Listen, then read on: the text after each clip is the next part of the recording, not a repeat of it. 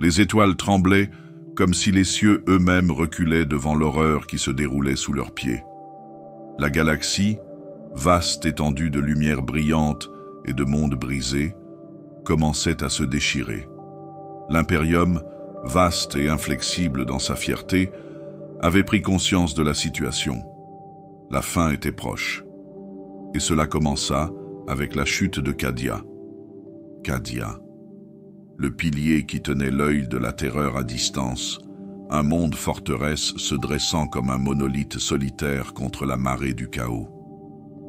Autrefois fier bastion de l'humanité, Cadia n'était plus qu'un amas de cendres et de morts dans le vide glacial.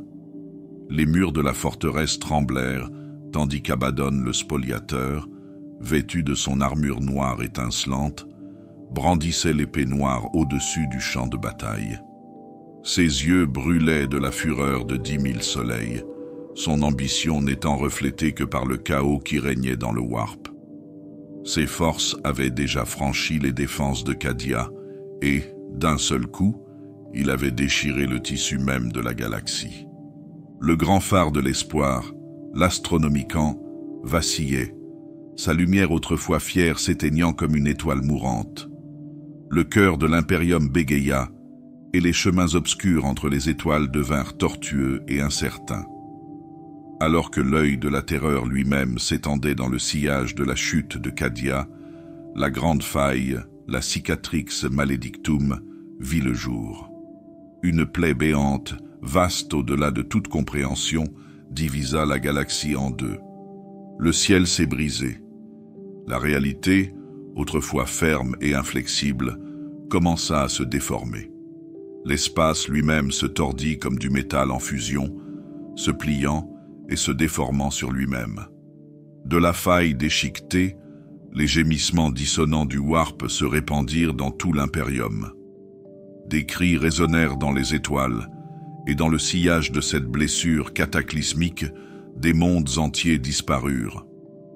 Les lois mêmes de la nature tremblaient de peur, tandis que la réalité elle-même se déformait et se tordait, se fissurant sous le poids des puissances invisibles qui s'infiltraient désormais dans le royaume matériel. Mais alors que la galaxie gémit sous la pression cosmique, un personnage évolue dans l'ombre de ce nouvel ordre. Cypher. Il se tenait dans les ruines d'un monde oublié, sa silhouette se découpant sur le chaos cosmique. C'était une énigme, une figure sombre, dont les motivations étaient aussi insaisissables que les chuchotements du Warp. Sa cape en lambeaux flottait comme un drapeau sombre sur la toile de fond d'un univers brisé. La faille, cette interminable cicatrice qui traverse le cœur de la galaxie, était à la fois une source d'opportunité et de danger. Elle a déchiré le tissu de la réalité et avec lui, le destin même de l'Imperium. Et en ce moment de rupture, Cypher se tenait au carrefour de l'histoire. Il était là, dans les ombres de Caliban, lorsque ses frères étaient tombés, chacun livré à son propre destin, leur loyauté déchirée. Il avait vu l'ascension de l'Imperium, et il avait assisté à sa lente décadence, attendant toujours. Et maintenant, alors que la galaxie était divisée, que les étoiles elles-mêmes semblaient brûler sous le poids de la douleur de l'univers, Cypher savait que la fin n'était que le début. Les planètes autour de lui brûlaient. De grands nuages de cendres et de feu s'élevaient dans le vide, leur chaleur étant invisible dans le silence froid de l'espace. Au loin, la planète Cadia, autrefois bastion de l'espoir, n'était plus qu'une chose morte, consumée par le feu et la cendre. La garde impériale, autrefois fière, n'était plus que des vestiges épars de son ancienne gloire. Les troupes de choc cadiennes, menées par quelques survivants, se battirent désespérément dans les derniers instants, mais leur sacrifice serait vain. Cadia était perdue, et avec elle, le cœur de l'Imperium avait été déchiré à jamais. Le regard de Cypher se déplaça vers la faille. Un murmure de prophétie s'accrochait aux confins de ses pensées.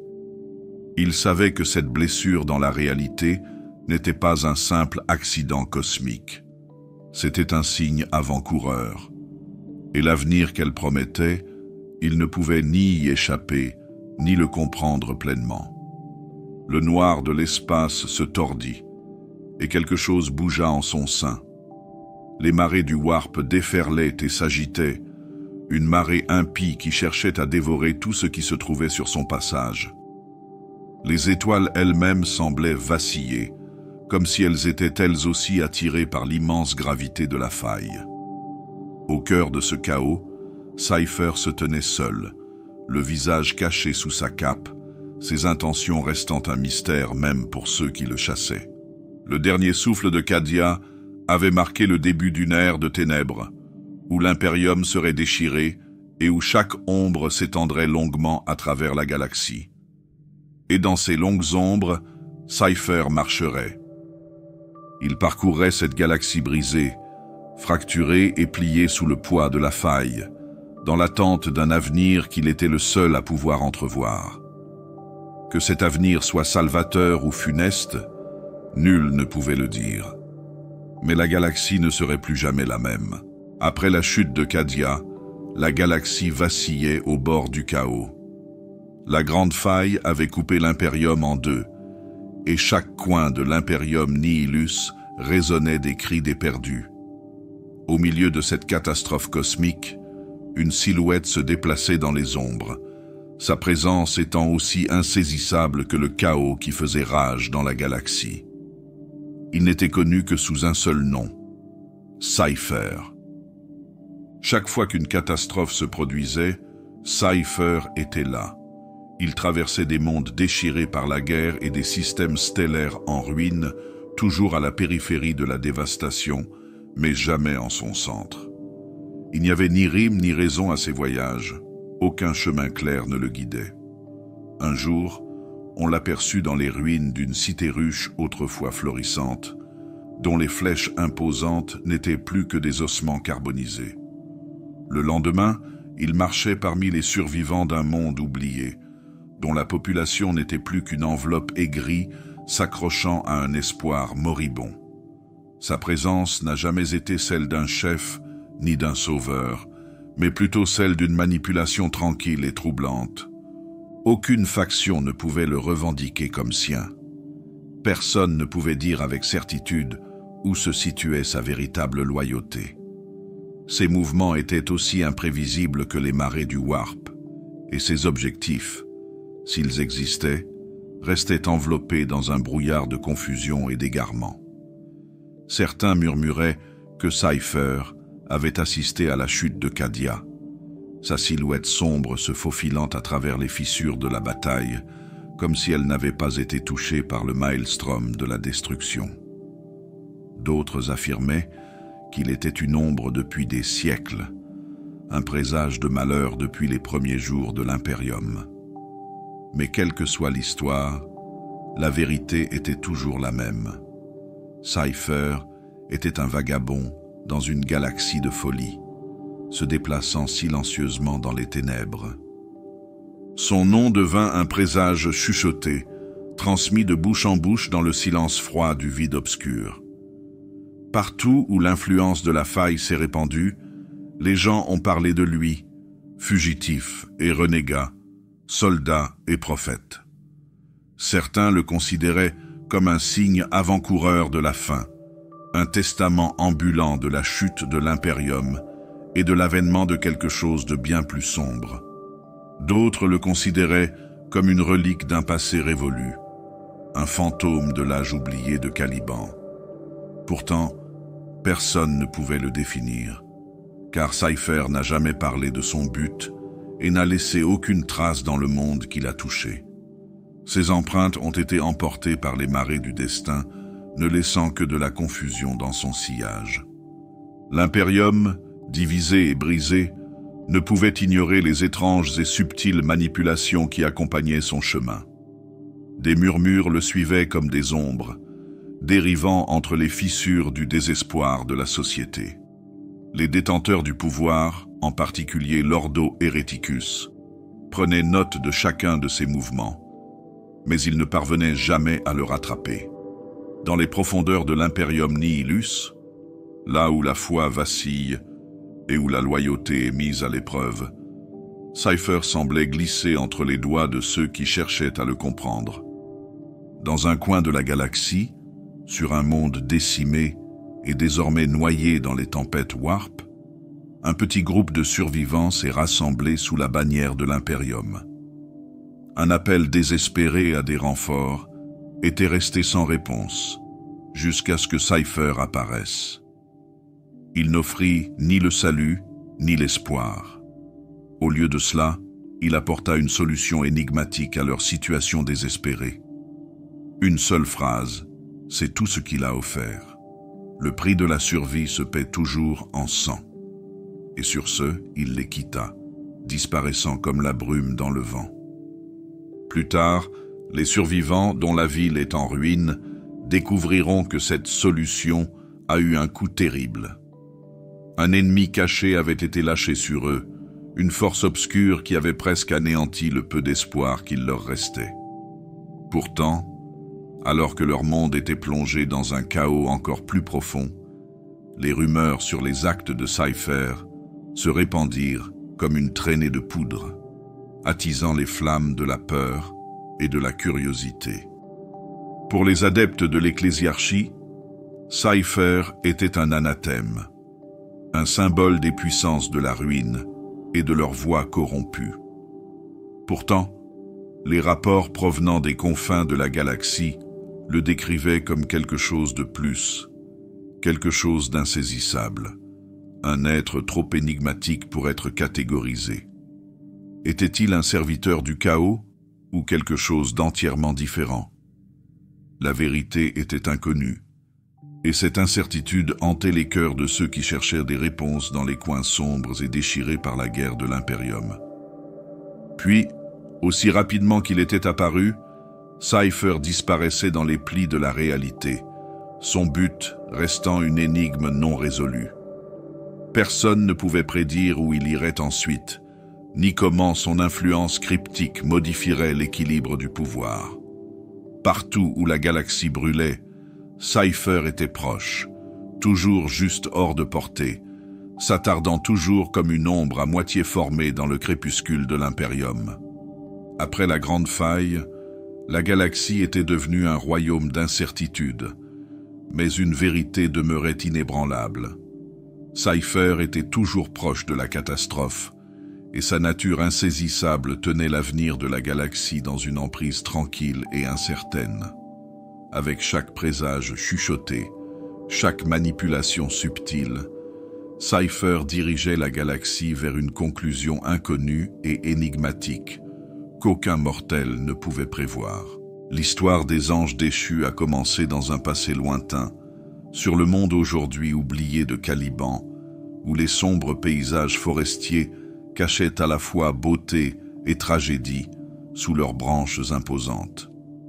C'est ici que le primarque Leon L. Johnson a été élevé, ici que les Dark Angels ont été forgés pour devenir les plus loyaux guerriers de l'Empereur. Mais la gloire de Caliban ne devait pas durer. Sous sa surface se cachait une fracture, une vieille blessure qui s'envenimait et qui serait bientôt mise à nu dans la chaleur de la trahison. Caliban n'était pas seulement le berceau des Dark Angels, mais aussi le lieu de naissance d'une tragédie si profonde qu'elle se répercutait à travers les siècles, dans le cœur de tous les Dark Angels et de tous ceux qui les suivaient dans leur sillage. Les anges déchus, leurs anciens frères, qui avaient autrefois combattu aux côtés de Leon L. Johnson, s'étaient retournés contre lui. Les graines de cette trahison avaient été plantées par les forces du chaos, mais la véritable cause était bien plus profonde, enracinée dans l'ambition, l'envie et les penchants les plus sombres de l'âme humaine. Lorsque l'hérésie d'Horus a éclaté dans la galaxie, les plus grands ennemis de l'empereur n'ont pas été les seuls à briser l'unité des légions. Parmi les Dark Angels, la dissension avait déjà commencé à se faire sentir. La trahison s'est faite lentement, tandis que des murmures tordaient l'esprit de ceux qui avaient été autrefois des frères.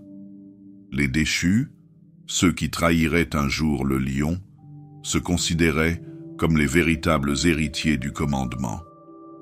Leur ambition était masquée par une loyauté feinte, mais la vérité était cachée au plus profond de leur cœur, tout comme les ombres de leur planète. Lorsque le lion revint à Caliban après la trahison, la vérité fut révélée. L'hérésie battait déjà son plein, et les Dark Angels qui étaient tombés avaient été chassés, exilés dans la galaxie, leur nom maudit par la légion même qu'ils avaient autrefois appelée leur foyer. Ils devinrent les perdus, les déchus, des traîtres dont l'existence même était une tache sombre sur le fier héritage des Dark Angels.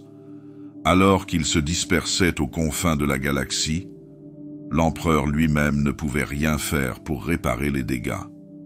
La trahison avait été trop profonde, la blessure trop vaste. Les déchus avaient été marqués, et ils le resteraient à jamais. Au milieu de cette histoire tragique, un personnage se distingue. Cypher. Sa véritable nature, ses motivations, restent une énigme, même pour ceux qui le chassent. Était-il un sauveur, cherchant la rédemption pour les anges déchus, ou bien était-il un traître, les entraînant encore plus loin dans les profondeurs de la damnation?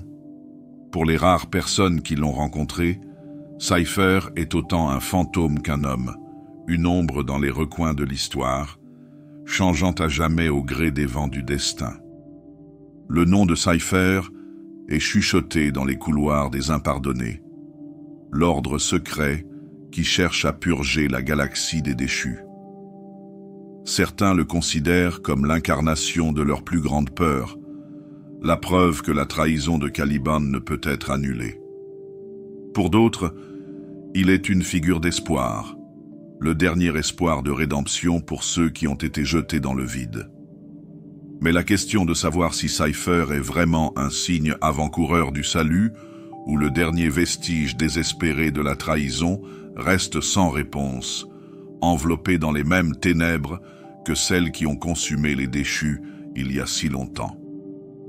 Dans les archives profondes et oubliées de l'Imperium, là où même l'Inquisition n'ose pas s'aventurer, les documents anciens parlent de sombres secrets. La trahison des déchus, la véritable raison de leur exil, est évoquée dans des textes sibyllins, des prophéties à moitié oubliées qui parlent du destin du lion et d'une guerre secrète menée dans l'ombre de l'Imperium. Certains prétendent que Cypher, le dernier des déchus, connaît la vérité sur ses anciens secrets et que ses actions actuelles, aussi énigmatiques soient-elles, pourraient détenir la clé de la compréhension de l'avenir de la galaxie. Mais la vérité, comme toujours, reste insaisissable. Le rôle de Cypher dans la destruction de Caliban est caché, enterré dans la poussière de l'histoire. Qu'il soit un sauveur ou un traître, sa place dans le sombre héritage des anges déchus reste une énigme qui attend d'être élucidée.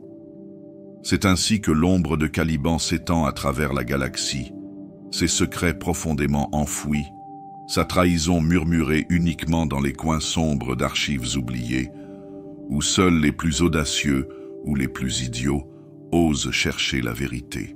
Le Warp est un royaume de folie, où le temps et l'espace se tordent dans un flux constant. C'est un lieu où les lois de la réalité sont étirées, tordues et brisées. Un vide de cauchemars et d'illusions qu'aucun esprit mortel ne devrait endurer. Et pourtant, Cypher s'y déplaçait comme s'il s'agissait de son domaine naturel, glissant entre ces marées changeantes comme un fantôme.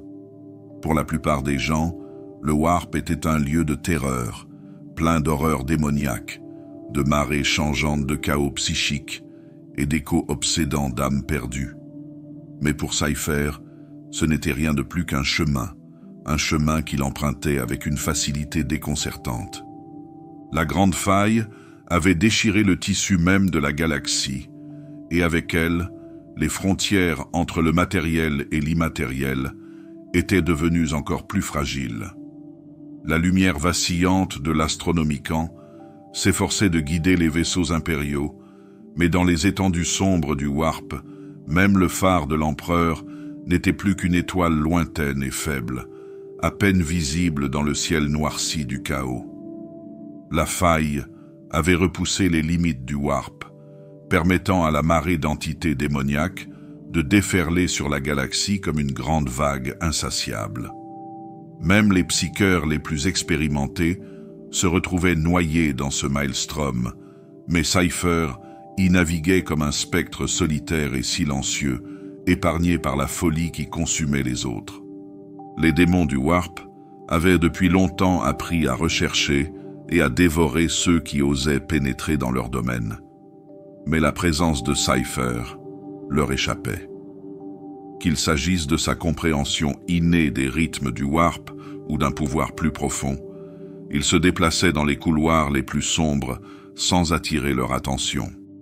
Alors que l'immatérium pulsait et palpitait d'une énergie chaotique, les démons cherchaient de nouvelles proies, leur faim insatiable emplissant les vents psychiques.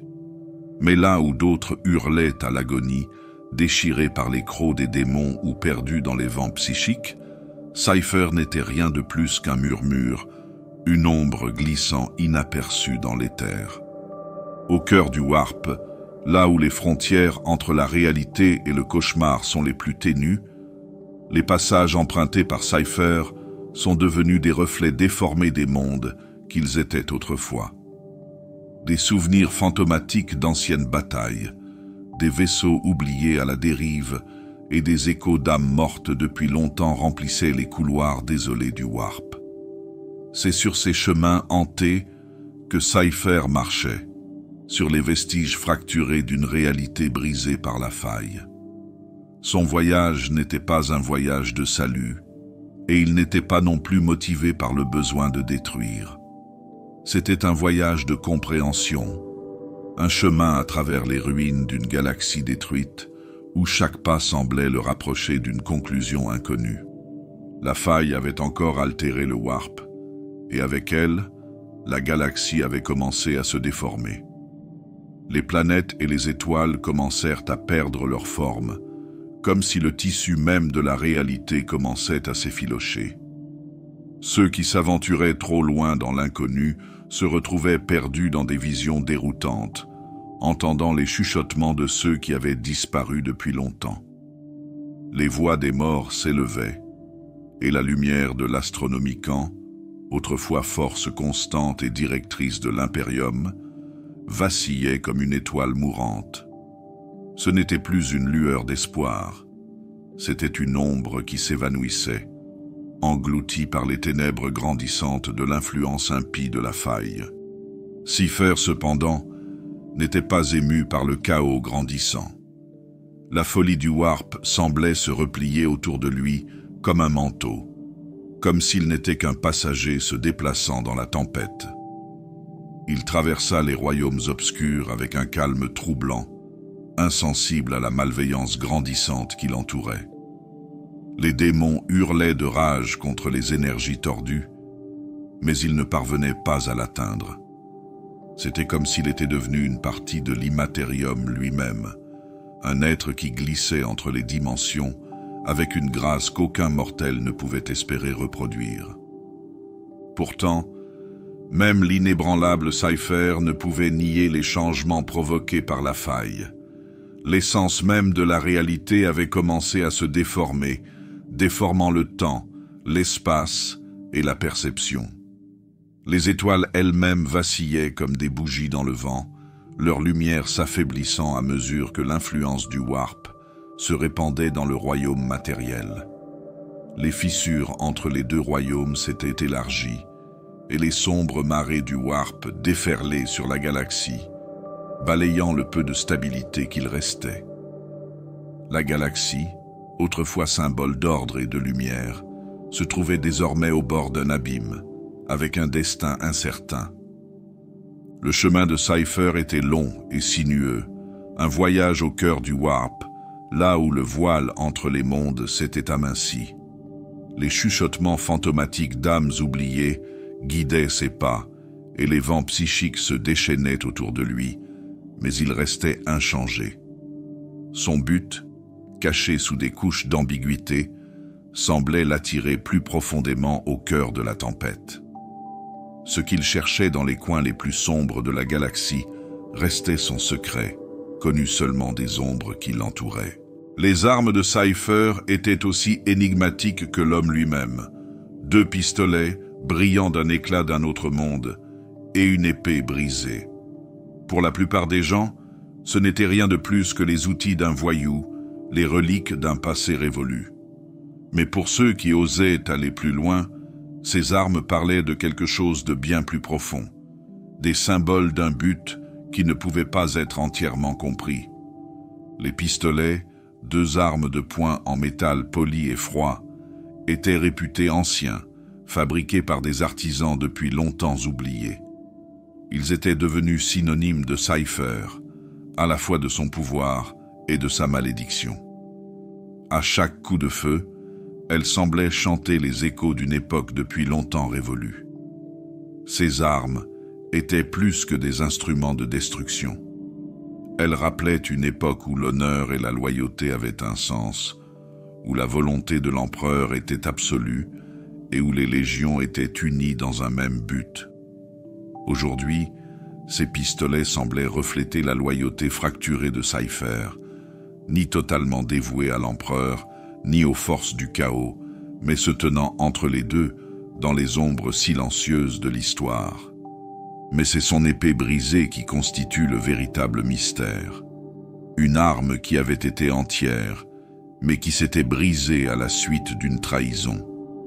La lame, déchiquetée et abîmée, semblait avoir été brisée dans un terrible moment de perte ou de défaite. Pourtant, malgré sa forme brisée, l'épée dégageait une profonde signification. C'était le symbole d'un héritage, d'une époque où Caliban était entier et où les Dark Angels étaient unis sous la direction de leur primarque, Leon L. Johnson.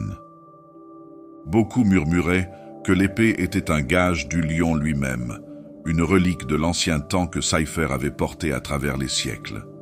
Certains disaient que c'était le symbole de sa culpabilité, de la trahison qui avait déchiré les Dark Angels et les avait conduits sur le chemin de l'exil. D'autres pensaient qu'il s'agissait d'un rappel du lien entre le lion et Cypher, 2 figures à jamais liées au destin tragique de Caliban.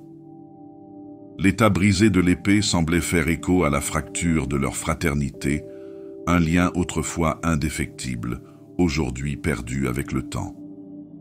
Le lien entre Cypher et le lion a fait l'objet de nombreuses spéculations. Cypher était-il un simple vestige du passé, l'ombre brisée d'une légion autrefois fière? Ou était-il quelque chose de plus, quelque chose destiné à jouer un rôle crucial dans le destin de l'Imperium? Des chuchotements de prophéties circulaient autour de lui, le reliant non seulement au lion, mais aussi à l'empereur lui-même. Certains pensaient que Cypher avait été choisi par l'empereur pour guider les fils déchus de Caliban, pour les mener sur le chemin de la rédemption. D'autres, en revanche, voyaient en lui un signe avant-coureur du malheur, un personnage dont les véritables desseins étaient bien plus sombres qu'on ne pouvait l'imaginer. L'héritage perdu de Caliban pesait lourdement sur Cypher, un fardeau qu'il portait silencieusement à travers les âges. Le monde brisé, la fraternité fracturée et l'épée brisée étaient autant de rappels d'un passé qui ne pourrait jamais être défait. Pourtant, alors que la galaxie sombrait dans le chaos, certains pensaient que Cypher était toujours la clé de l'avenir de l'Imperium, si seulement les secrets de son but pouvaient être découverts. Les murmures de Caliban, de la chute du lion et de la trahison des Dark Angels résonnaient à travers les âges, leur signification n'étant pas claire. Mais les symboles des armes de Cypher, les pistolets, l'épée brisée, restaient inébranlables. Ils étaient les pierres de touche de son objectif incertain, un rappel que le passé ne pouvait être oublié et que l'avenir ne pouvait être prédit. Le chemin de Cypher était un chemin d'ombre, son véritable but étant caché sous des couches de secrets, de symboles et de prophéties oubliées. Les impardonnés, les guerriers les plus secrets et les plus inflexibles des Dark Angels, portaient depuis longtemps un fardeau que peu de gens pouvaient comprendre. Ils étaient les élus de l'empereur, liés par une mission singulière, trouver et détruire les anges déchus, ceux qui s'étaient autrefois tenus aux côtés de leur primarque, Lyon L. Johnson, avant de le trahir. Mais la chute de Cadia et l'ouverture de la Grande Faille avaient rendu cette tâche encore plus urgente, amplifiant le besoin de vengeance, alors même que la galaxie elle-même se fracturait sous le poids de l'ombre de la faille. Alors que la faille déchire la galaxie en deux, l'obsession des impardonnés pour leurs frères tombés au combat se transforme en une chasse implacable et dévorante. Leur quête, déjà entourée de secrets, devint plus désespérée et plus brutale.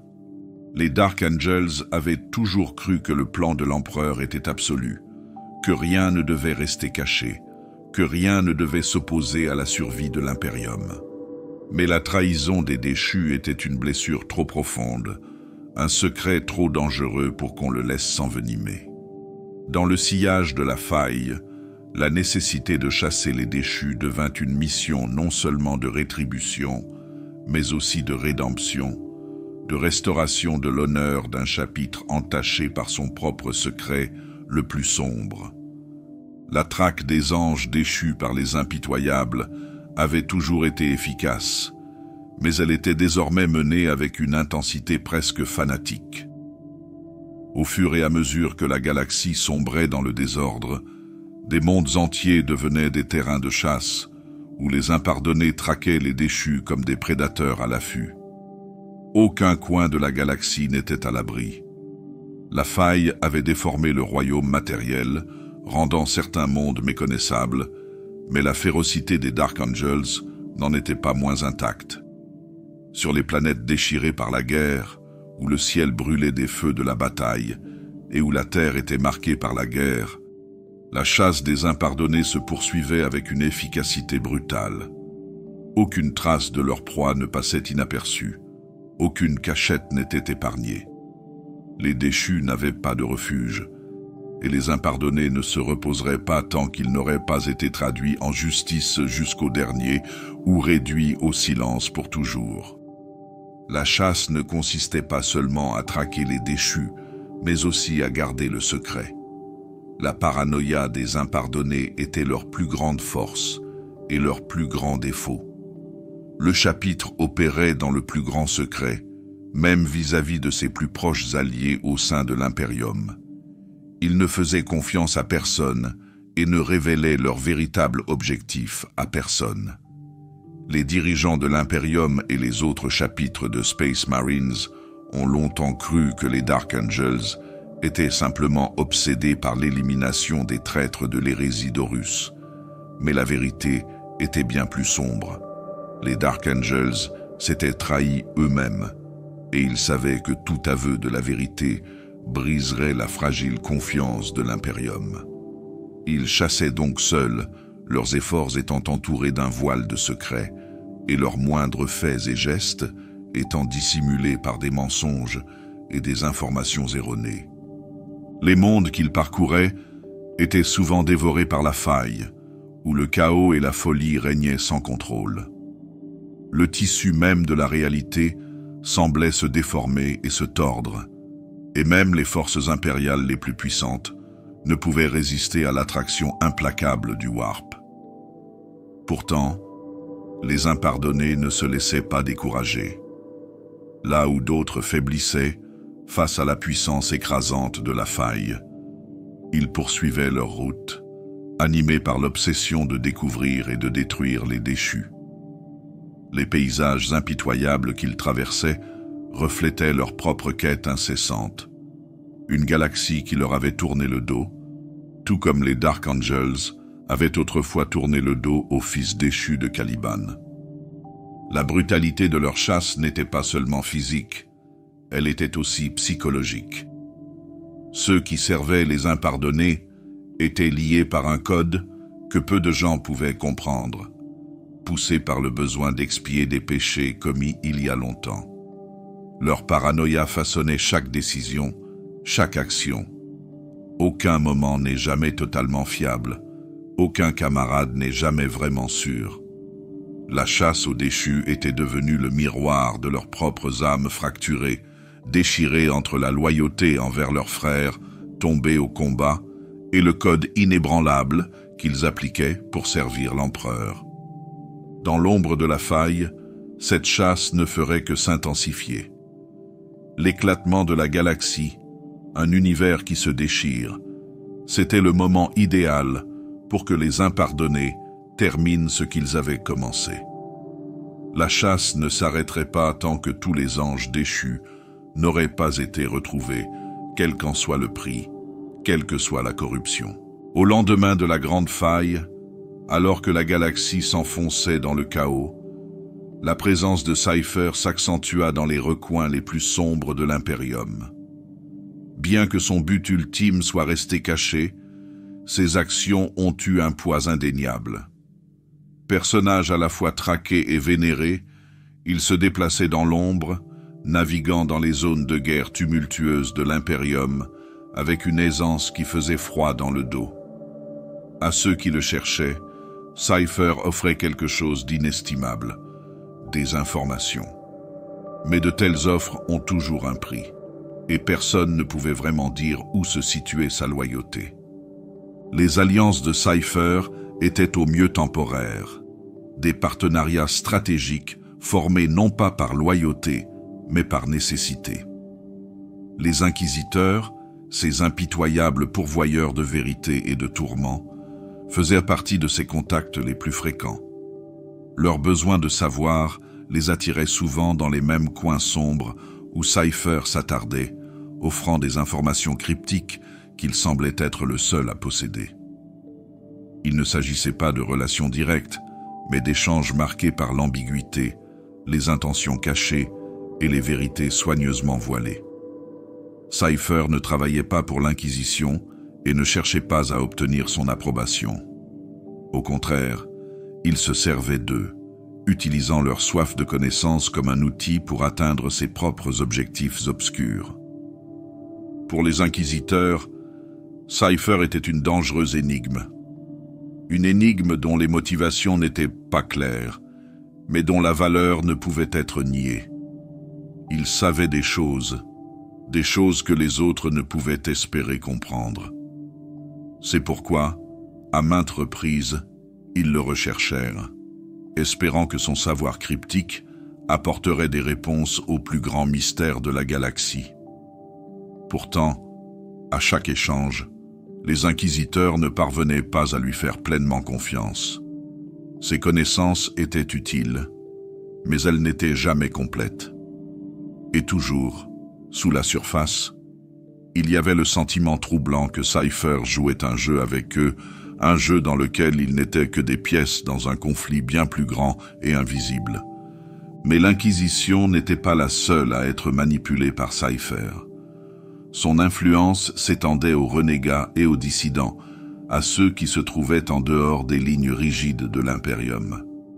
Parmi ces parias, l'influence de Cypher se faisait sentir de manière subtile, par le biais de promesses de pouvoir chuchotées, de plans soigneusement orchestrés qui montaient les factions les unes contre les autres. Ces alliances avec ces renégats étaient tout aussi fugaces, jamais destinées à durer, mais toujours conçues pour créer des vagues de chaos qui profiteraient à son dessein inconnu. Il n'avait pas de véritable loyauté envers l'une ou l'autre des parties en présence.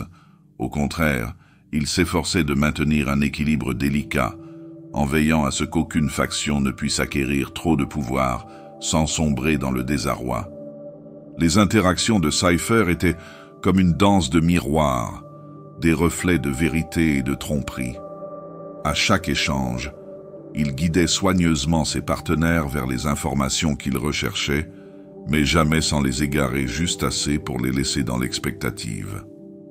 Un mot chuchoté par-ci, une omission prudente par-là, tels étaient les outils avec lesquels Cypher tissait ses toiles complexes. Ceux qui le cherchaient pour obtenir des réponses repartirent souvent avec d'autres questions.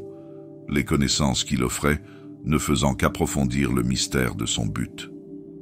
Essayait-il de contrôler les forces du chaos, ou jouait-il simplement un rôle dans un plan beaucoup plus vaste? Nul ne pouvait le dire, car les véritables motivations de Cypher restaient soigneusement cachées derrière des couches de tromperie. Dans les mondes ravagés par le chaos où la faille avait déchiré la réalité, Cypher était une ombre au milieu de la tempête. Les planètes déchirées par la guerre, brisées par les conflits d'une galaxie au bord de la destruction, devinrent ses terrains de chasse.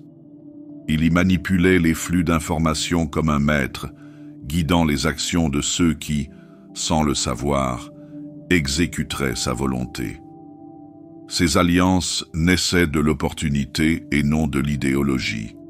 Et ces interactions, que ce soit avec des inquisiteurs, des renégats ou des mercenaires, étaient toujours calculées, jamais émotionnelles. Le jeu de Cypher était un jeu subtil, une superposition de tromperies. Son véritable but restait caché, enveloppé dans les mystères du passé et les ombres de l'avenir. Mais à mesure que la galaxie sombrait dans la folie, une vérité devenait indéniable. Cypher jouait un rôle dans quelque chose de bien plus grand que n'importe laquelle de ces alliances éphémères ne pouvait révéler. L'Imperium Nihilus était une terre d'ombre, un vestige fracturé de l'Imperium autrefois glorieux.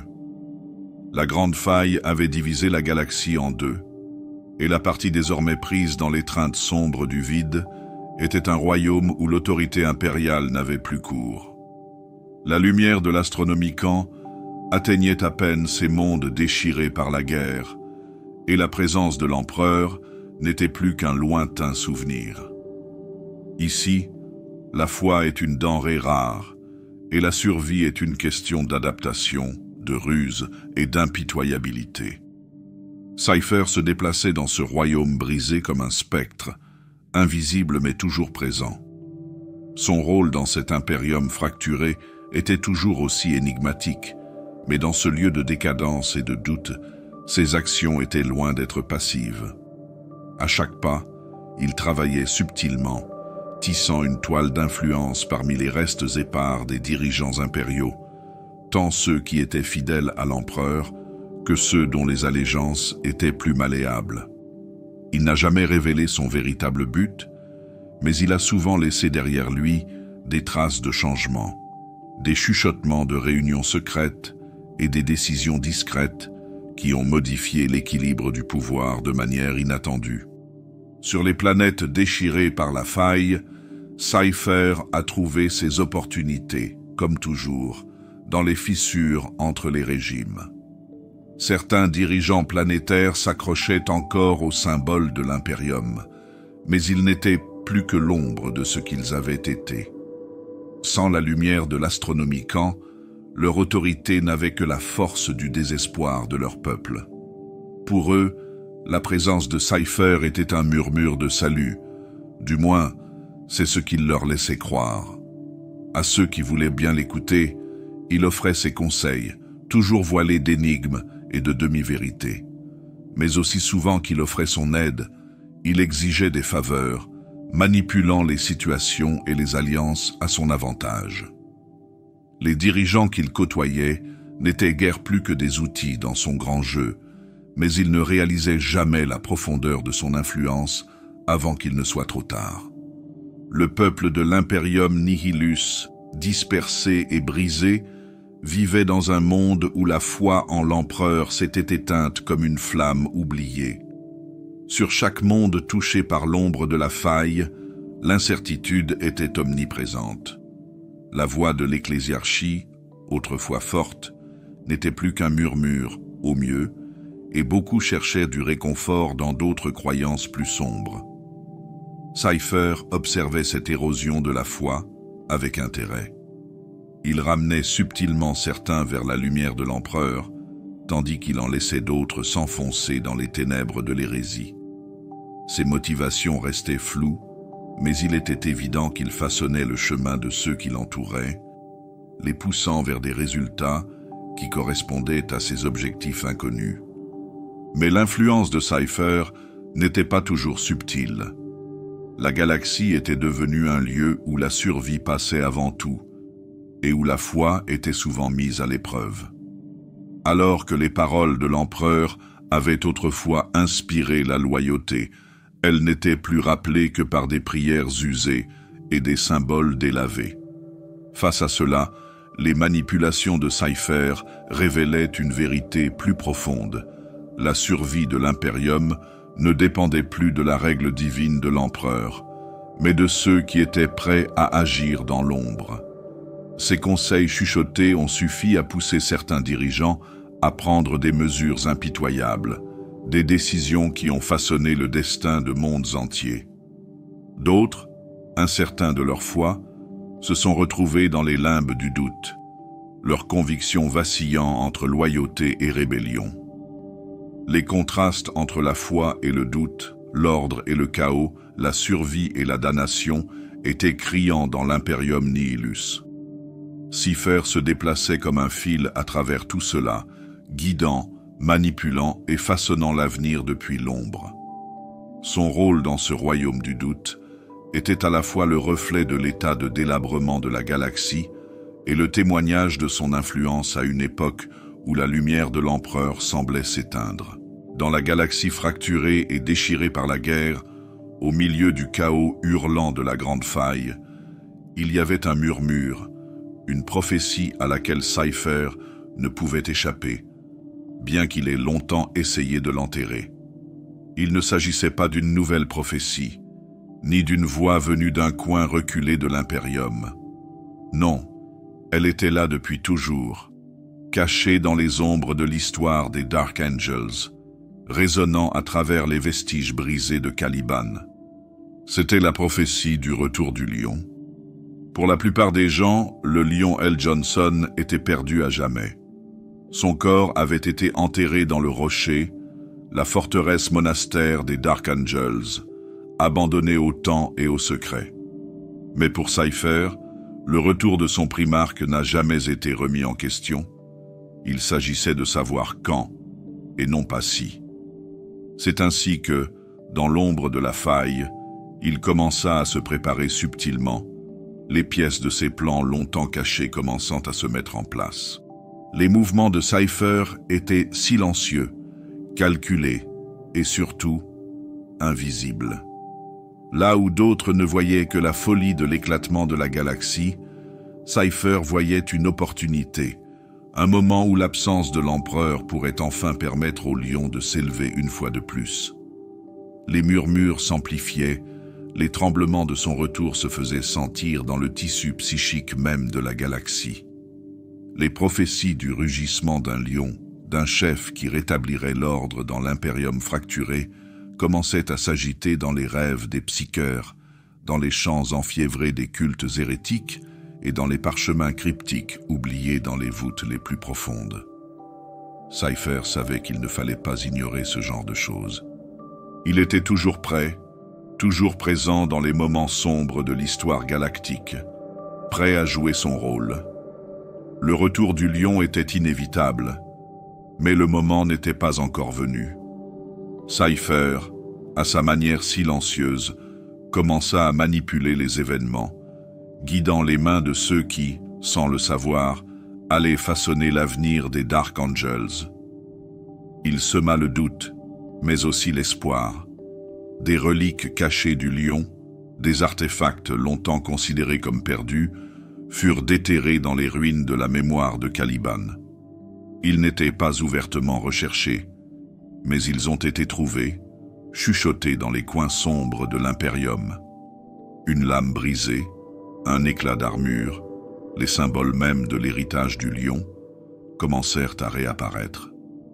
Ces reliques évoquaient non seulement la gloire d'un primarque, mais aussi l'ombre d'une rédemption ou d'une trahison. Certains pensent que les actions de Cypher sont motivées par un désir de rédemption. Les anges déchus, dispersés et perdus, étaient considérés comme sans espoir.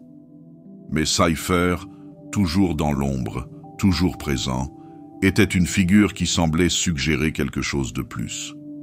Pourrait-il, après tous ces millénaires, travailler à un retour en grâce pour ses frères, pour lui-même et pour les restes brisés de la Légion, autrefois fière de Caliban, les reliques qu'il déplaçait, les influences subtiles qu'il exerçait, tout cela indiquait quelque chose d'indéniable. Cypher se préparait au retour du lion, l'anticipant avec une précision et une concentration que peu de gens pouvaient comprendre. Pourtant, même si ces espoirs commencent à naître, des possibilités plus sombres subsistent. Le but de Cypher pourrait-il être la trahison et non la rédemption? Certains craignaient que ses actions, ses mouvements prudents, n'aient pas pour but le retour du lion au service de l'Imperium, mais son retour en tant que véritable chef des déchus, une figure apocalyptique qui apporterait la destruction à l'Imperium lors d'un ultime et fatidique bilan. L'histoire de Cypher, à la fois sauveur et traître, ne permettait pas de voir clairement ses véritables intentions. Ses motivations sont restées enveloppées dans des couches de tromperie et d'ambiguïté. D'anciennes prophéties, murmurées par des populations craintives, laissaient entrevoir cette sombre possibilité. Certaines parlaient d'un temps où le rugissement du lion fendrait les étoiles, où les Dark Angels se lèveraient non pas en tant que fils loyaux de l'empereur, mais en tant qu'annonciateurs de la fin de l'Imperium. D'autres disaient que Cypher, le dernier des déchus, apporterait la rédemption à ses frères, ou les conduirait dans les plus profondes fosses de la damnation. Les reliques, les prophètes qui murmurent, et les psycheurs qui tremblent, voient tous des avenirs différents dans l'ombre du retour du lion. Cypher, toujours maître du secret, restait silencieux, son véritable but caché sous la poussière des âges. Au cœur de la galaxie, là où l'ombre de la faille obscurcit tout, Cypher poursuit ses préparatifs minutieux, conscient que le retour du lion n'est pas seulement un moment de l'histoire, mais un tournant. Que ce tournant annonce le salut ou la damnation, seul l'avenir le dira. Et Cypher, toujours aussi énigmatique, serait là, à observer, à attendre, alors que les échos du retour du lion commenceraient à s'agiter. La galaxie était fracturée depuis si longtemps, mais aujourd'hui, dans les ténèbres de l'Imperium Nihilus, quelque chose commençait à bouger. Il s'agissait d'abord d'un léger tremblement, d'un changement imperceptible dans le tissu de la réalité que seuls les esprits les plus sensibles pouvaient détecter. Les signes étaient subtils, fugaces, mais indéniables pour ceux qui observaient, attendant dans l'ombre l'inévitable retour.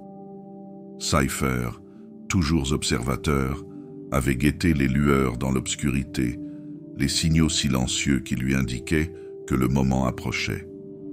Il se déplaçait dans des mondes déchirés par la guerre, où les échos de la grande faille déchiraient encore la réalité, où les étoiles semblaient saigner et où l'air même crépitait du tumulte psychique du warp.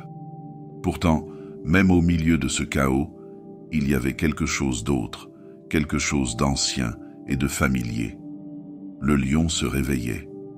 Pendant des années, Cypher s'était préparé à ce moment. Il avait joué son rôle dans la grande tapisserie, se déplaçant dans les ombres de l'Imperium, rassemblant des connaissances, guidant subtilement les événements sans jamais révéler complètement sa main. Sa présence avait été ressentie dans les chuchotements, les demi-vérités, les prophéties cryptiques et les reliques oubliées depuis longtemps. Il savait que le retour du lion se ferait. Ce n'était qu'une question de temps. Aujourd'hui, alors que la galaxie continue de se déchirer, les signes sont devenus indéniables. Dans les recoins les plus profonds du rocher, dans les chambres secrètes où le lion avait été enterré, la plus faible impulsion d'énergie psychique commença à bourdonner. C'était une ondulation dans le warp, une balise que seuls les plus doués pouvaient apercevoir. Ce n'était pas encore le réveil complet, il y avait encore beaucoup à faire, beaucoup à préparer, mais c'était suffisant. Assez pour confirmer que le lion sortait de son long et paisible sommeil. Le chemin de Cypher convergeait maintenant avec ce réveil, comme il l'avait toujours su. Les pièces s'étaient mises en place. Les prophéties commençaient à s'aligner. Et la question qui persistait depuis si longtemps était maintenant sur le point de trouver une réponse. Le retour du lion apporterait-il le salut ou annoncerait-il le malheur? Cypher pouvait sentir le poids de cette question tandis qu'il se déplaçait, sa présence toujours aussi insaisissable, ses pas mesurés mais non moins déterminés. Était-il un instrument de rédemption, un guide vers le retour du primarque, ou ses actions avaient-elles toujours fait partie d'un plan plus profond et plus sombre? Lui qui avait été le frère du lion, pouvait-il être celui qui apporterait le salut ou la destruction? Le poids de cette éventualité pesait sur lui, mais son visage restait impassible, un masque pour cacher le trouble qui l'habitait. À mesure que les signes de l'éveil du lion se précisaient, les mouvements de Cypher devenaient plus délibérés. Il ne s'attardait plus dans les ombres de la galaxie comme il l'avait fait auparavant. Il se dirigeait vers le cœur de l'Imperium, vers l'endroit où le lion s'était tenu et se tiendrait bientôt à nouveau. Mais alors que le chemin de Cypher semble se diriger inexorablement vers cette révélation, une profonde incertitude persiste. Cypher était-il vraiment le signe avant-coureur du salut du lion, ou sa présence faisait-elle partie de quelque chose de plus catastrophique, quelque chose qui mettrait la galaxie à genoux? L'idée le rongeait, mais il ne voulait pas, ne pouvait pas, révéler sa main pour l'instant. Le mystère n'était pas encore levé, et tout ce qu'il pouvait faire était de continuer sur la voie qu'il s'était tracée depuis si longtemps.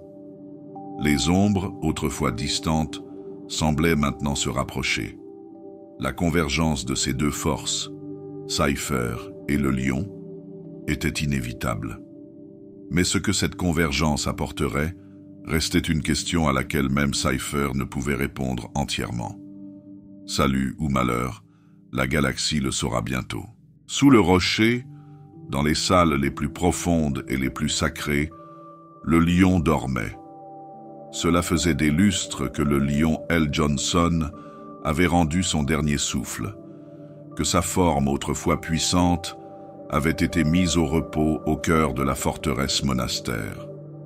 Pourtant, dans les profondeurs de cette ancienne citadelle, à l'abri des regards de la galaxie, il était toujours là, enfermé dans un sarcophage d'énergie psychique et de technologie ancienne.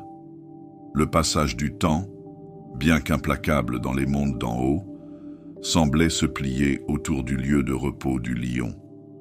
Ici, dans cet espace creux et oublié, le temps n'était pas mesuré par les étoiles, mais par quelque chose de plus insaisissable, de plus primitif.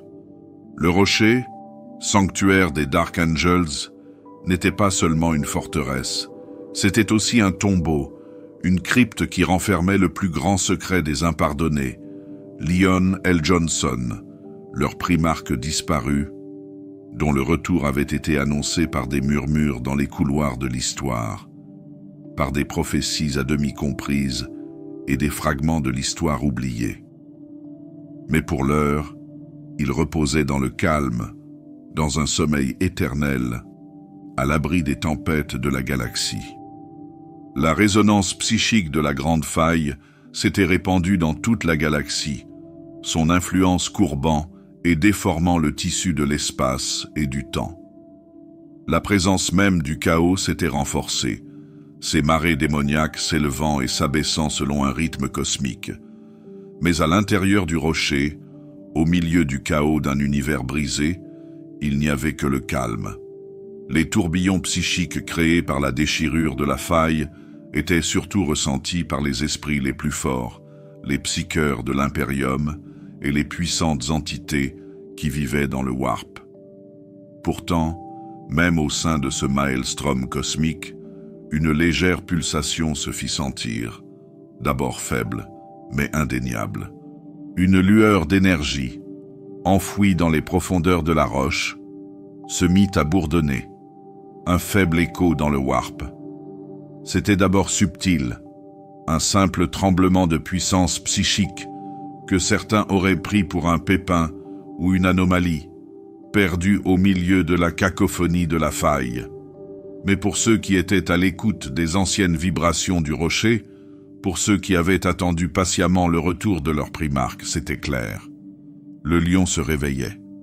Les chambres où reposait le lion L. Johnson résonnaient des turbulences cosmiques, leurs pierres anciennes bourdonnant d'une fréquence basse et résonante. L'air de ces salles sacrées semblait trembler sous l'effet d'une charge électrique, de faibles murmures de pouvoir traversant les murs. Sous le socle rocheux, la forme du lion était immobile, mais le pouvoir psychique qui l'entourait se déplaçait, doucement, imperceptiblement, mais se déplaçait quand même. Dans la chambre la plus profonde du rocher, où reposait le sarcophage du lion, la lumière vacilla faiblement. Les sigles complexes gravés dans le sarcophage brillèrent pour la première fois depuis des millénaires, leur teinte dorée s'éclaircissant légèrement, réagissant au bouleversement cosmique qui se produisait à l'extérieur.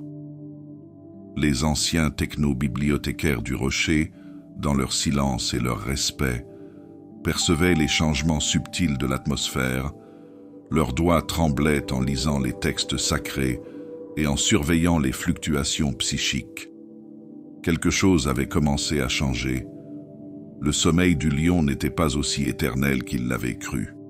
À l'extérieur du sanctuaire, les Dark Angels le sentaient aussi.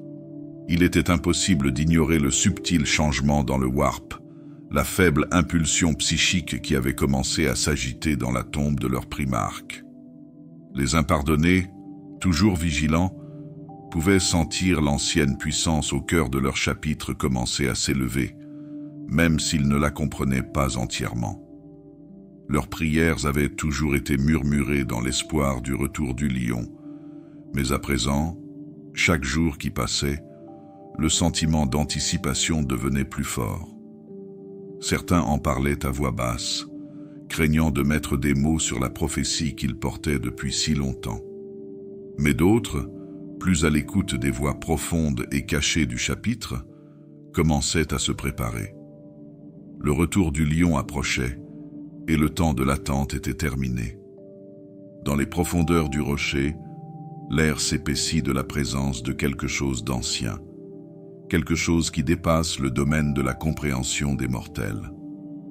Les subtiles impulsions psychiques qui émanaient du lieu de repos du lion devinrent plus fréquentes, plus insistantes, comme si le primarque était conscient de l'agitation cosmique qui régnait au-dessus de lui, son esprit endormi s'agitant en réponse à la puissance croissante de la faille. Les murs longtemps silencieux du rocher, qui avaient autrefois supporté le poids d'innombrables générations de Dark Angels, semblaient maintenant résonner de la promesse de quelque chose d'immense, quelque chose d'à la fois terrifiant et inspirant. Le réveil du lion avait commencé. Le calme qui régnait à l'intérieur du rocher était maintenant tempéré par un léger bourdonnement de puissance, un son profond et résonnant qui semblait vibrer à travers chaque pierre, chaque passage. Le lion dormait encore, mais le rocher lui-même était animé par le tremblement cosmique d'une puissance ancienne qui s'agitait, qui attendait. La galaxie brûlait des feux de la guerre, mais au cœur du rocher, dans la chambre où reposait le lion, il n'y avait que la faible et inévitable agitation d'un primarque assoupi, une force qui s'éveillerait bientôt et apporterait avec elle un avenir que nul ne pouvait prédire. La galaxie trembla dans le sillage de la grande faille, sa cicatrice déchiquetée fendant le tissu même de la réalité. Alors que l'influence chaotique du warp se propageait, ces ondulations atteignirent les lieux les plus profonds et les plus sacrés de l'Imperium, des lieux longtemps épargnés par la fureur de la tempête. Au sein du rocher, la forteresse monastère des Dark Angels, les résonances psychiques de la faille commencèrent à réveiller quelque chose d'ancien et de dormant. C'était d'abord subtil, comme une ombre passant sur le tissu de la réalité, une douce ondulation à travers le voile psychique que seuls les plus sensibles pouvaient ressentir. Mais pour ceux qui étaient en phase avec l'immatérium, ceux qui faisaient partie des Dark Angels. Il n'y avait pas d'erreur possible. Le lion se réveillait. L'énergie psychique qui a surgi de la faille s'est heurtée aux anciennes défenses du rocher, s'infiltrant dans les voûtes profondes et les chambres sacrées où le lion L. Johnson reposait en stase. L'air, autrefois immobile, se mit à vibrer, de faibles échos de puissance résonnant à travers la pierre. Il ne s'agissait pas d'une force violente, mais plutôt d'une pression lente et insistante, comme le pouls d'un cœur qui s'était arrêté depuis longtemps, mais qui commençait à s'agiter à nouveau. Les murs mêmes du rocher semblaient bourdonner en réponse à l'influence croissante du warp, et dans les sanctuaires les plus profonds, la forme dormante du lion réagissait. Dans les couloirs de la bibliothèque, les psycheurs et les bibliothécaires du chapitre ont commencé à faire des rêves troublants. Les visions n'étaient pas claires, pas tout à fait cohérentes, mais elles devenaient de plus en plus fortes, de plus en plus fréquentes. Elles parlaient d'ombres, de vastes champs de bataille sans fin où le lion avait jadis combattu, d'une époque révolue et pourtant étrangement familière. Dans ces rêves, les psycheurs voyaient Caliban, ses forêts brûlant sous un ciel rouge sang, les crépitements d'un tonnerre lointain roulant dans l'air. Mais il y avait quelque chose d'autre, une présence, une silhouette imposante baignée d'ombre et de lumière qui se tenait silencieuse au milieu des ruines. Les psycheurs se réveillaient en sueur froide, le cœur battant la chamade à cause de la sensation que quelque chose de terrible s'agitait sous la surface. Les bibliothécaires, qui étaient autrefois les gardiens des vastes connaissances du chapitre, voyaient maintenant leur esprit tourmenté par des images du retour du lion L. Johnson. Ils ne pouvaient ni l'expliquer, ni y échapper. L'empreinte psychique du lion, longtemps endormi dans son lieu de repos, devenait de plus en plus vive. Chaque nuit, elle s'imposait plus fortement à leur esprit, les entraînant plus profondément dans des visions du passé du lion et de la puissance qui s'éveillait au cœur du rocher. Certains voyaient la silhouette du lion dans les ombres de leur chambre, ses yeux brûlants d'une fureur ancienne. D'autres ont vu sa forme plus clairement, comme s'il se tenait juste au-delà du voile, en train d'attendre. Dans les recoins les plus profonds du rocher, où le lieu de repos du lion est caché aux yeux de tous, sauf des plus grands initiés, l'air s'épaissit de puissance. Les salles silencieuses semblaient respirer, comme si les murs mêmes étaient animés par l'anticipation. Le faible battement de cœur d'une force ancienne résonnait dans les couloirs, se réverbérant dans la pierre comme la lente pulsation d'un tambour lointain. Chaque battement était une promesse, la promesse que le lion se réveillait. Personne n'osait en parler à voix haute, mais dans le cœur des impardonnés, la connaissance était là. Le lion revenait, et son retour s'accompagnerait d'un bilan qui ébranlerait les fondations mêmes de l'impérium. Nul ne pouvait dire ce qu'il en résulterait. Mais l'agitation des profondeurs, les visions et les impulsions psychiques qui se répercutaient sur le rocher étaient indéniables. Le pouvoir du lion grandissait, et bientôt, il ne serait plus possible de le contenir. Les anciennes salles silencieuses du rocher résonnaient désormais des murmures du passé et du poids d'un avenir qui s'éveille. Le sommeil du lion s'achevait, et bientôt, la galaxie ressentirait le tremblement de son retour. Que ce soit pour guérir ou pour détruire, seul l'avenir le dira. Mais dans les profondeurs du rocher, il était impossible d'ignorer les frémissements du pouvoir. Dans les salles obscures du rocher, où se déroulent les transactions les plus secrètes de l'impardonné, une tempête silencieuse se prépare. Les chuchotements avaient commencé, d'abord faibles, comme le bruissement de feuilles sèches dans un coin oublié. Mais à présent, ils s'amplifiaient, se propageant dans les rangs du cercle intérieur des Dark Angels. Des rumeurs sur le réveil de leur primarque avaient commencé à faire surface, et avec elles, les courants sous-jacents de paranoïa et de peur, autrefois silencieux. Le temps du silence était compté. Les Dark Angels étaient les maîtres du secret, leur serment les liant à un code si profond qu'il allait au-delà de la loyauté envers l'empereur. Leurs péchés, leur trahison et la vérité de leur passé étaient enfouis sous des couches d'ombre et enfermés dans les chambres les plus profondes du rocher. Mais lorsque les échos psychiques de l'éveil du lion commencèrent à se répercuter dans la forteresse, les fondations de leur secret commencèrent à trembler. Certains le sentaient, d'autres le niaient, trop effrayés pour y croire, mais la vérité était indéniable. La période de sommeil du lion touchait à sa fin. Dans les sanctuaires fermés des dirigeants les plus fiables du rocher, il y avait des réunions que personne ne pouvait entendre, pas même les plus loyaux des impardonnés. Ces conseils secrets, où seuls les officiers les plus gradés et les plus fiables des rangs des Dark Angels se réunissaient, étaient devenus un terrain propice aux tensions. De sombres rumeurs circulaient, et des conspirations chuchotées s'envenimaient comme une maladie. Certains des plus puissants d'entre eux craignaient ce que le retour du lion signifierait pour le chapitre. D'autres craignaient les implications pour l'impérium lui-même.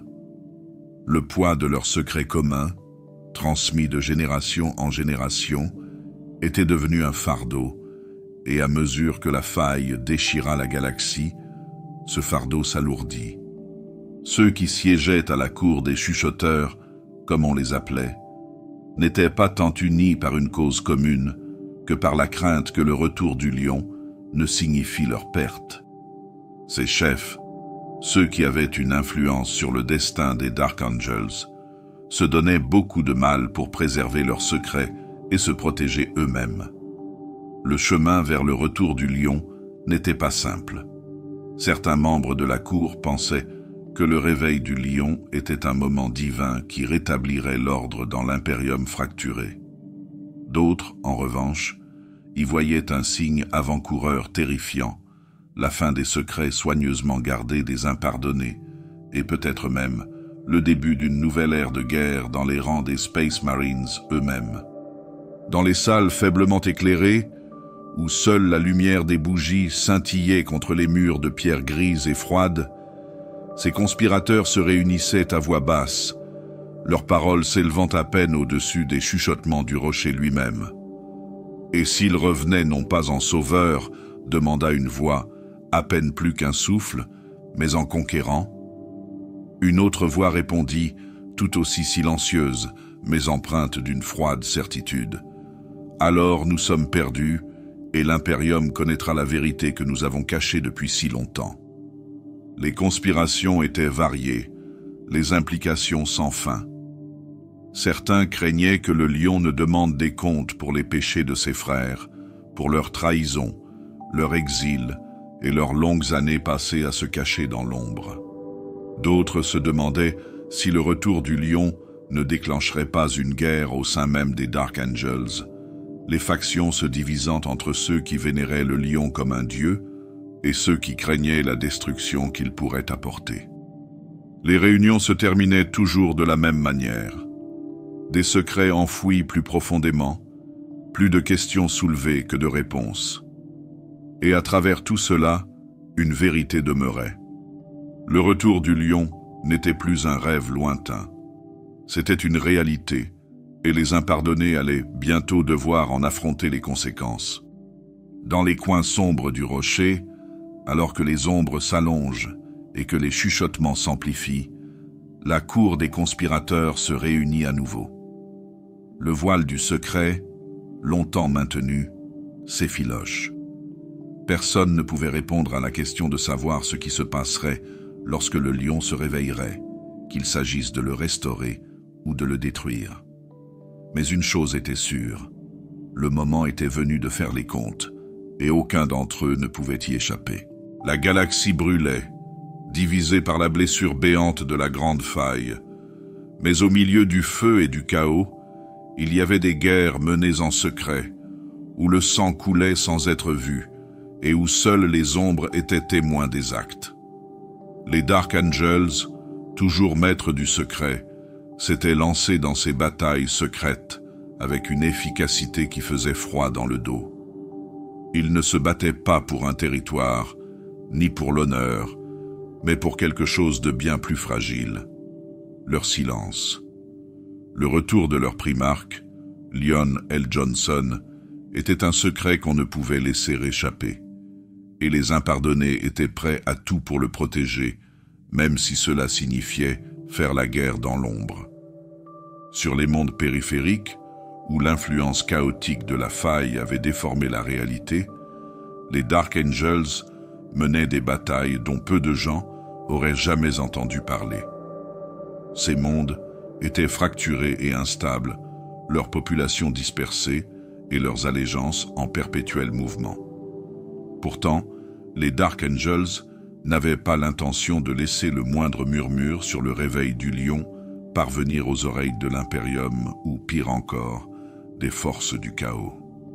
Leur guerre était faite de subtilité, de frappes silencieuses dans l'obscurité, où chaque coup était calculé et chaque mort étouffée par les ombres. Les actions secrètes des Dark Angels étaient brutales, mais chirurgicales, exécutées avec la précision d'une lame tranchant le cœur de leurs ennemis. Alors que d'autres sections de l'Adeptus Astartes auraient pu mener une guerre ouverte contre des traîtres ou des Xénos, les Dark Angels menaient une bataille d'un autre genre, où le véritable ennemi n'était pas toujours évident.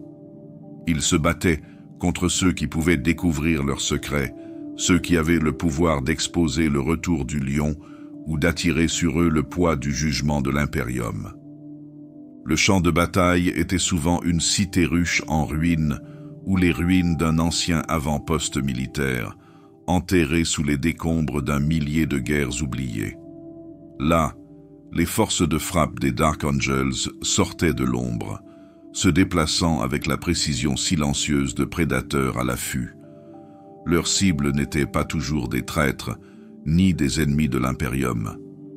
Parfois, il s'agissait d'alliés, de commandants impériaux, d'officiers de haut rang de l'Adeptus Mechanicus, voire d'inquisiteurs, tous ceux qui pouvaient s'approcher trop près de la vérité. Ces hommes et ces femmes étaient voués à la mort, non pas parce qu'ils étaient des ennemis, mais parce que leur survie pouvait menacer tout ce que les Dark Angels s'étaient efforcés de dissimuler. Les assassinats étaient discrets, précis et exécutés sans pitié. Un couteau dans l'obscurité, une boisson empoisonnée, un accident inattendu, tout était exécuté avec une efficacité impitoyable. Personne ne pouvait remonter jusqu'aux Dark Angels, car les impardonnés n'étaient pas connus pour leurs méthodes brutales et ostensibles. Ils étaient plutôt des ombres, se glissant dans l'existence et disparaissant, ne laissant aucune trace derrière eux, si ce n'est les corps de ceux qu'ils avaient réduits au silence. Les assassins, vêtus de la même armure vert foncé que leurs frères, ne laissaient aucune trace de leur passage, si ce n'est les corps froids et sans vie de leurs victimes. L'une de ces batailles se déroula sur le monde brisé d'Ishtalon, une planète déchirée par la guerre, coincée entre les forces de l'Imperium et le chaos grandissant de la faille. Les Dark Angels avaient été appelés pour réduire au silence une faction montante de l'Adeptus Mechanicus, une faction qui avait commencé à découvrir d'anciens secrets enfouis profondément sous la surface de la planète. Ils avaient trouvé quelque chose qui pourrait révéler le retour du lion. La réponse des Dark Angels ne s'est pas fait attendre. Une force d'intervention fut envoyée au cœur de la nuit, ses mouvements étant dissimulés par la tempête du Warp lui-même. Ils infiltrèrent le bastion du Mechanicus, éliminant leur cible avec une précision chirurgicale. Personne ne savait quels secrets avaient été découverts, et personne ne les découvrirait jamais. Les Dark Angels s'en étaient assurés. Ils avaient fait taire la menace, scellé le savoir, et laissé les ruines derrière eux, leur mission achevée. Pour l'Imperium, le monde d'Ishtalon n'était rien d'autre qu'une note de bas de page, son importance perdue au fil du temps et de la grande vague de guerre.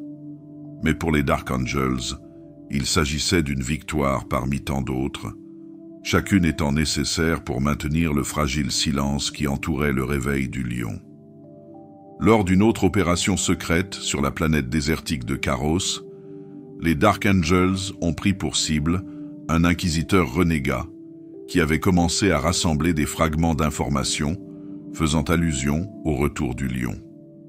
L'inquisiteur avait accumulé trop de connaissances et les Dark Angels ne pouvaient pas se permettre de prendre le risque. Une équipe d'agents, connue seulement de quelques membres du chapitre, a été envoyée pour éliminer la menace. La mort de l'inquisiteur fut rapide. Son corps abandonné dans une ruelle et découvert par les autorités locales, sans aucun indice sur la véritable cause de son décès. Chaque frappe, chaque assassinat, chaque bataille menée en secret rappelait les limites que les Dark Angels étaient prêts à franchir pour protéger leur vérité cachée. La guerre qu'ils menaient n'était pas une guerre de gloire, mais une guerre de nécessité. Alors que la faille répandait sa corruption dans la galaxie, les impardonnés continuèrent à mener leur guerre silencieuse, gardant à jamais le secret du retour de leur primarque. Dans les chambres les plus profondes du rocher, là où le temps semble s'être arrêté, le lion L. Johnson s'est réveillé. Sa forme reposait dans les anciennes chambres de stase, les énergies vivifiantes de son état suspendu, l'enfermant dans un sommeil intemporel. Pourtant, même dans l'immobilité, son esprit commençait à s'éveiller, lentement, imperceptiblement d'abord, comme si le tissu même de sa conscience était tiré des profondeurs du sommeil. Ses rêves étaient d'abord décousus, des fragments d'une vie passée, des flashs de souvenirs longtemps enfouis sous le poids de son exil et de sa trahison. Les premières sensations sont fugaces.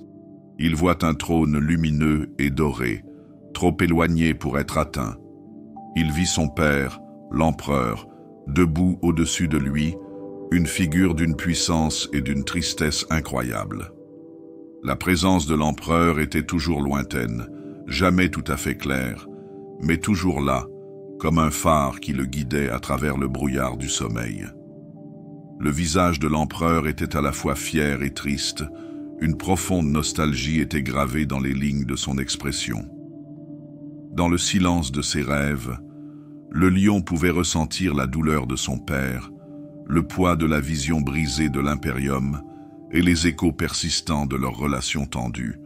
Les rêves du lion étaient remplis de visions de ses frères. Certaines étaient des images fugitives, des visages à moitié rappelés, vacillant comme les ombres de souvenirs depuis longtemps éteints. D'autres étaient plus vivantes, remplies du bruit des batailles menées et perdues, du cliquetis des épées, des cris des guerriers qui mouraient en son nom.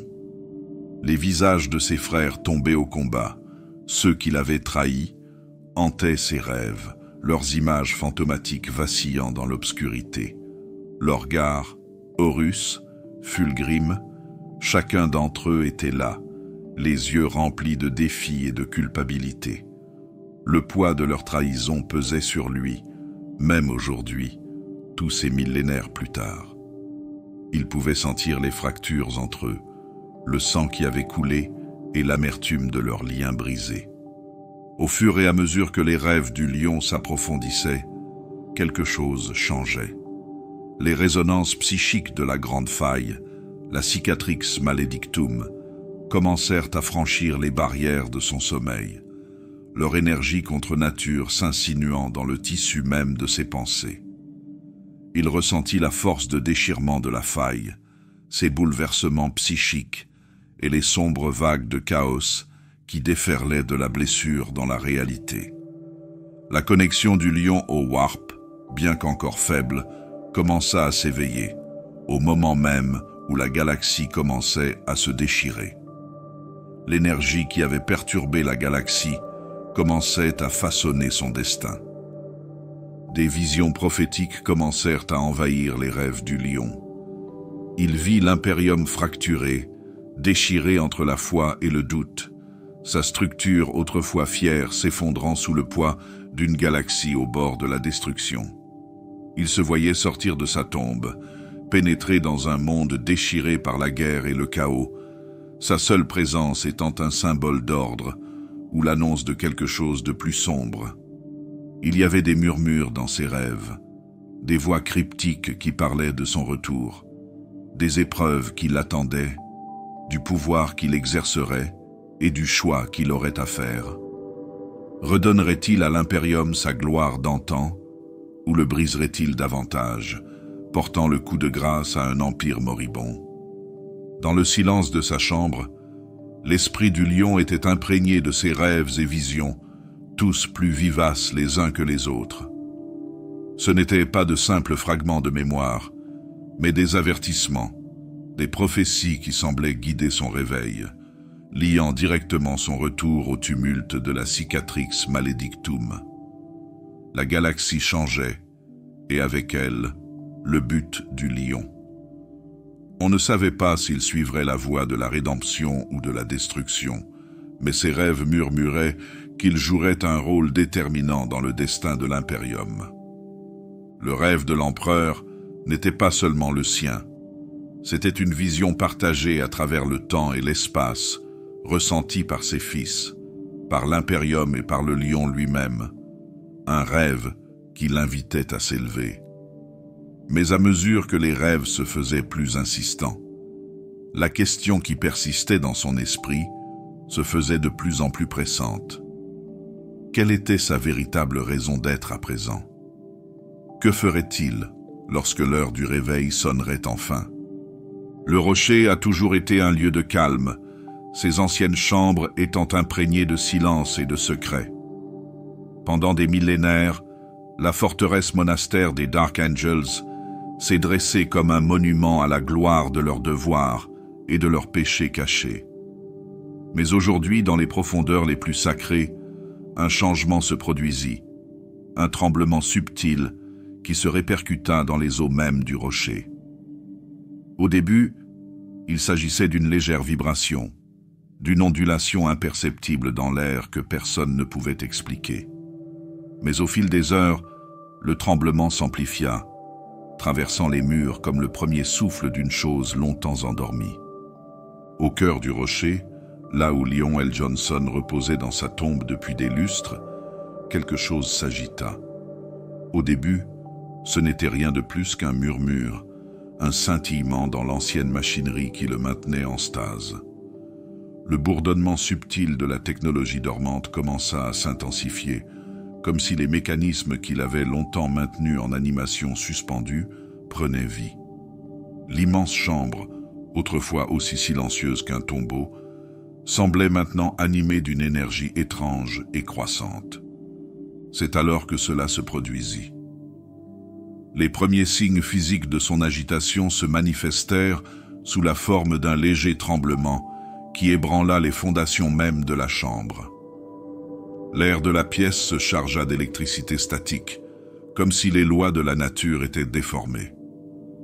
L'énorme sarcophage de stase, qui avait conservé le corps du lion pendant des siècles, se mit à bourdonner de puissance, ses sigils dorés s'animant.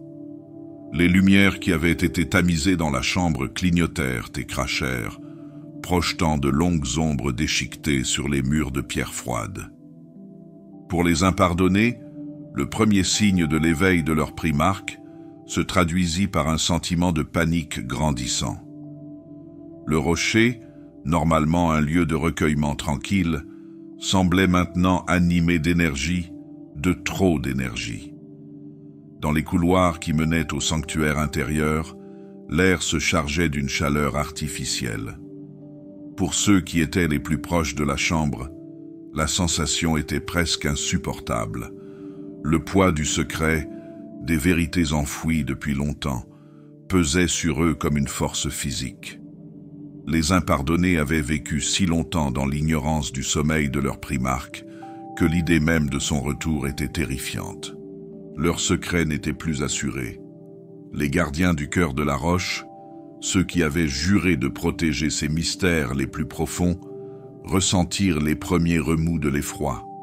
Les anciennes protections qui avaient autrefois caché la présence du primarque commencèrent à vaciller, affaiblies par la puissance croissante de son réveil. Les murmures de la prophétie, autrefois considérés comme des pensées fantaisistes de désespérés, semblaient désormais bien trop réels. Le lion s'élevait. Dans les recoins les plus profonds du rocher, cachés derrière des couches de couloirs oubliés et de portes scellées, l'ancienne technologie commença à s'éveiller. Les mécanismes conçus pour maintenir la stase du lion pour l'éternité avaient été élaborés avec soin, leur objectif étant clair, protéger le primarque des ravages du temps. Mais aujourd'hui, alors que ces mécanismes ronronnaient, un malaise grandissait parmi les impardonnés. Les sceaux qui avaient maintenu le lion en stase s'affaiblissaient, et le pouvoir qu'il avait autrefois maintenu en place s'évanouissait lentement. Les murs de la chambre, faits de matériaux anciens conçus pour résister aux ravages de la guerre et du temps, se mirent à vibrer au rythme de quelque chose d'immense. Les lumières vacillantes, depuis longtemps éteintes par le passage du temps, éclairaient maintenant la pièce d'une lueur étrange, venue d'un autre monde. L'énergie qui circulait dans la chambre était comme le pouls d'un grand cœur, battant lentement, inexorablement, vers quelque chose d'important. Les lumières des couloirs vacillaient, plongeant les murs dans l'obscurité, pendant quelques instants, avant de reprendre vie, faiblement et faiblement. L'Unforgiven a senti le changement. Ceux qui avaient veillé sur les secrets les plus profonds du rocher ne pouvaient plus l'ignorer. Les premiers signes de l'éveil du lion se sont manifestés. Leur secret, leur devoir de longue date de garder le retour du lion caché à la galaxie, s'effilochait. Ils avaient vécu dans l'ombre de l'absence de leur primarque pendant si longtemps. Et maintenant, avec son retour, tout ce qu'ils s'étaient efforcés de dissimuler apparaissait au grand jour. La chambre du lion elle-même semblait vibrer à l'idée que le moment était venu de réaliser quelque chose de bien plus grand que ce qu'aucun d'entre eux ne pouvait comprendre. Loin de la chambre, dans les salles éloignées du rocher, la panique grandit. Des réunions se sont tenues dans des sanctuaires construits à la hâte, et des voix ont chuchoté sur des tons pressés. L'agitation du lion n'était pas seulement le signe du réveil d'une relique oubliée depuis longtemps, mais le signe avant-coureur d'une prise de conscience. Ceux qui avaient gardé le secret du sommeil du lion devaient maintenant affronter la terrifiante possibilité que le temps était venu pour eux de faire face à ce qu'ils avaient passé des millénaires à cacher. Ils avaient redouté ce moment, et maintenant, il était là. Alors que l'éveil du lion se poursuivait dans les profondeurs cachées du rocher, les anciens systèmes de stase qu'il avait maintenus liés pendant si longtemps gémissaient et se déplaçaient, se préparant à ce qui allait suivre.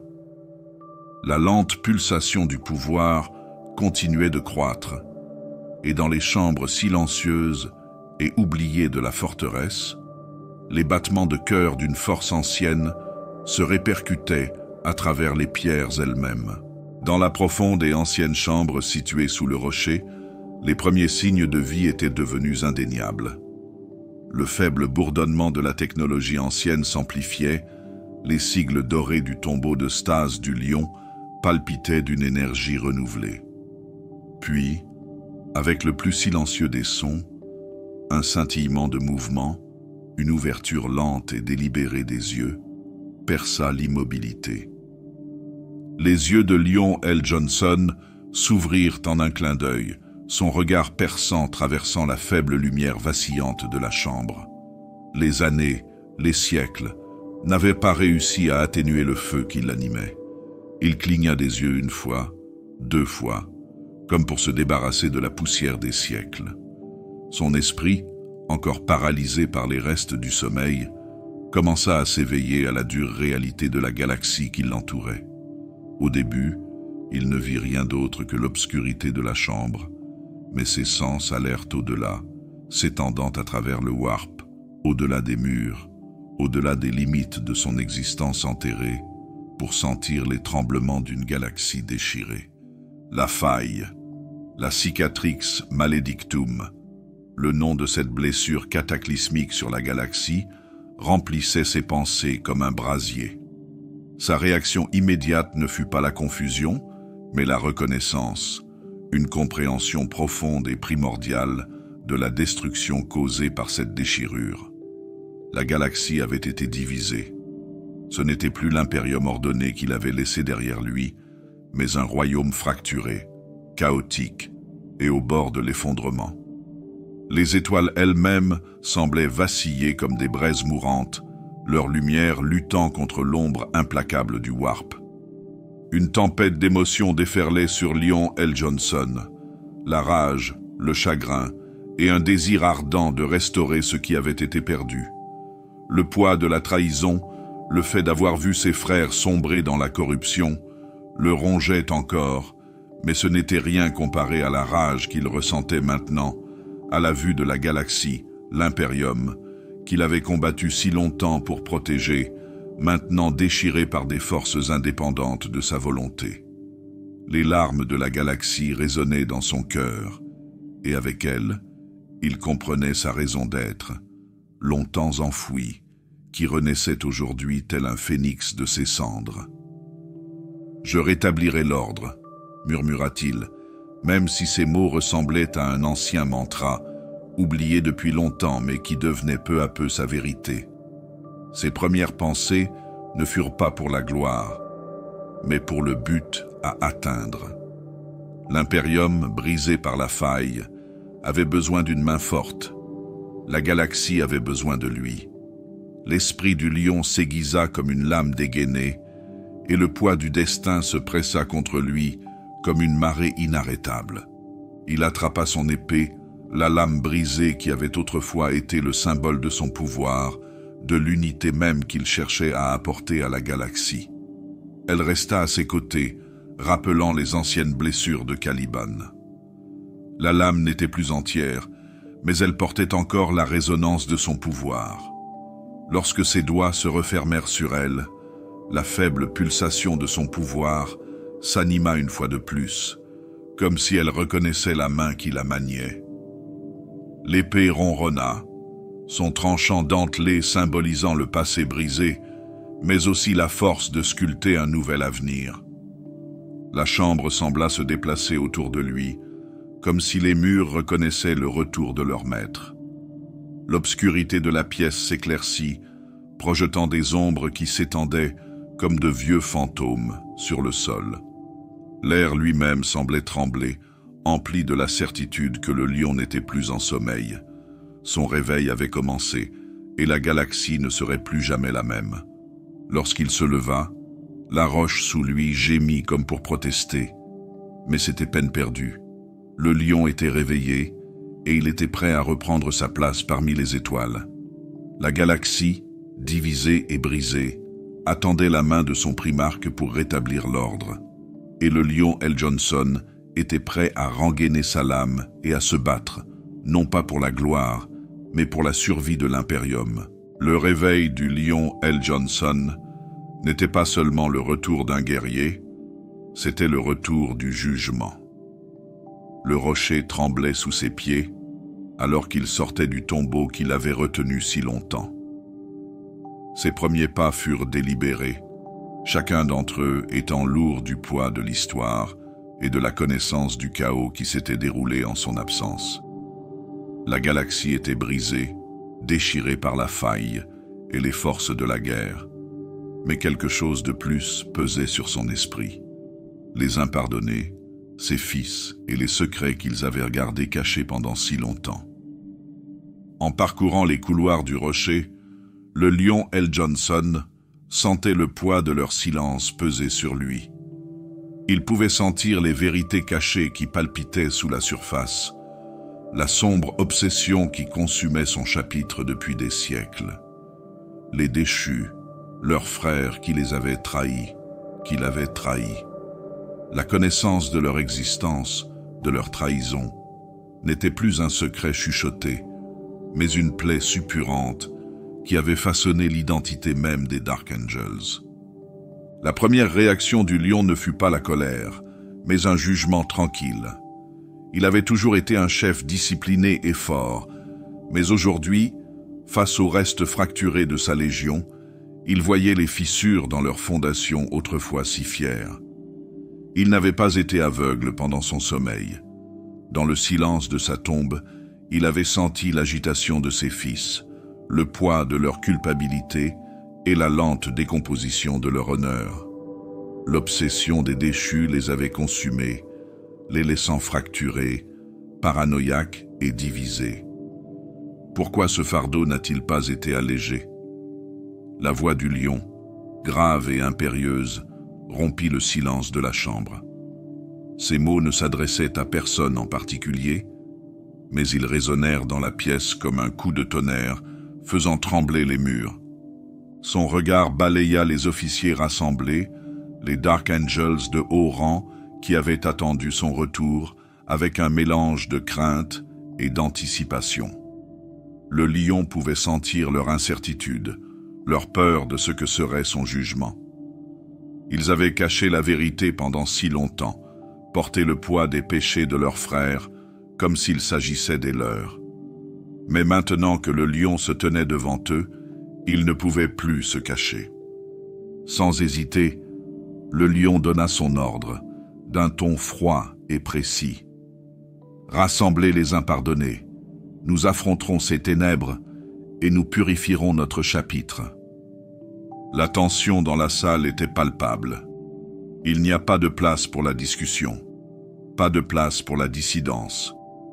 L'autorité du lion était absolue, et sa volonté était désormais claire. Les impardonnés avaient été un chapitre divisé, consumé par une poursuite qui avait obscurci leur véritable objectif. Le lion était venu rétablir l'ordre, réunir ses fils sous une même bannière, mais pour cela, ils allaient devoir affronter la vérité sur ce qu'ils étaient devenus. Le premier affrontement ne tarde pas. Alors que les impardonnés se rassemblaient dans la salle de guerre, le lion s'adressa à eux avec une force tranquille. « Les déchus ne sont pas notre véritable ennemi, déclara-t-il. Ils étaient autrefois nos frères, et notre obsession pour eux nous a paralysés. Nous allons mettre de côté cette folie, où nous serons perdus à cause d'elle. » Certains se hérissèrent, ceux qui s'accrochaient encore à la croyance que les déchus devaient être traqués, éradiqués. Mais le regard du lion, inébranlable et sévère, les fit taire. Il n'éleva pas la voix, mais sa présence suffit à faire taire leurs doutes. « Unissez-vous, mes fils, » poursuivit-il, la voix basse mais lourde d'autorité. « La galaxie est brisée. L'impérium est au bord de l'anéantissement. Et nous ?» Il marqua une pause, laissant le poids de ses mots se faire sentir. « Nous sommes ceux qui la restaureront. » Les impardonnés étaient silencieux, mais la résolution contenue dans les paroles du lion commençait à prendre racine. Son jugement n'était pas sévère, mais il était définitif. L'obsession des déchus prendrait fin, et les Dark Angels retrouveraient leur véritable raison d'être. Ils se présenteraient comme des guerriers de l'Imperium, et non comme un chapitre perdu dans la culpabilité et l'obsession. Le regard du lion L. Johnson balaya une dernière fois ses fils. « Nous ne serons pas définis par notre passé. Nous serons définis par ce que nous faisons maintenant. » Sur ce, les impardonnés commencèrent à bouger, non pas comme des fils fracturés, mais comme une force unifiée, liée par la volonté de leur primarque. Le moment était venu. Le lion L. Johnson se tenait au seuil d'une nouvelle ère, son chapitre réuni sous sa bannière, les impardonnés à nouveau unis. Ses yeux, vifs et perçants, scrutaient les visages de ses fils, tous des guerriers, mais toujours liés par les secrets qu'ils portaient. Mais il y avait un secret, une ombre, qui avait persisté plus longtemps que tous les autres. Et maintenant, elle était venue le chercher. Cypher. L'énigmatique personnage qui avait dansé dans les ombres de la galaxie, dont le nom avait été murmuré dans la crainte et l'effroi, avait enfin émergé des ténèbres. Ce n'était plus un simple fantôme dans le warp, ni une ombre fugace dans la vision périphérique de l'impardonné. Cypher était arrivé au cœur du rocher. Il était venu affronter le lion. La chambre était sombre, la lumière vacillante projetant de longues ombres sur les murs. Les Dark Angels veillaient, mais même eux savaient qu'ils ne devaient pas intervenir. Ce moment opposait deux figures de légende, deux hommes qui avaient été frères, deux hommes qui avaient suivi des chemins différents. Et maintenant, ces chemins se rejoignaient. Cypher s'avança, sa présence apportant un calme inquiétant dans le chaos de la galaxie. Vêtu de robes sombres, le visage masqué par les ombres, il était aussi énigmatique aujourd'hui qu'il l'avait été par le passé. La seule indication de son but était la façon lente et délibérée dont il s'approchait du lion, comme s'il marchait vers quelque chose d'inévitable, de prévu de longue date. Ses pas étaient mesurés, et chacun d'entre eux semblait résonner dans la chambre, se répercutant dans le cœur de ceux qui l'observaient. Le regard du lion ne faiblit pas. Il se tenait debout, sa silhouette projetant une longue ombre à travers la pièce, et sa posture était empreinte d'autorité et de retenue. Ses mains, balafrées et calleuses, reposaient sur la poignée de son épée brisée. C'était un symbole de son passé, un rappel de la trahison et de l'héritage brisé de Caliban. Mais c'était aussi quelque chose de plus, quelque chose qui le liait à ce moment, à cette confrontation. Cypher s'arrêta à quelques pas du lion, sa silhouette toujours plongée dans l'obscurité. Pendant un long moment, aucun des deux ne parla. La tension dans l'air était épaisse, suffocante, comme si la galaxie elle-même retenait son souffle. C'est le lion qui rompit le premier le silence, de sa voix grave et autoritaire. « Je savais que tu viendrais, Cypher. Tu as toujours été une ombre dans les profondeurs de mes pensées. Toujours présent, toujours à l'affût. » La réponse de Cypher était presque un murmure, mais ses mots portaient le poids des siècles. « Je ne suis jamais parti, lion. Pas vraiment. J'ai traversé les coins les plus sombres de la galaxie, un fantôme entre les mondes, mais j'ai toujours été là.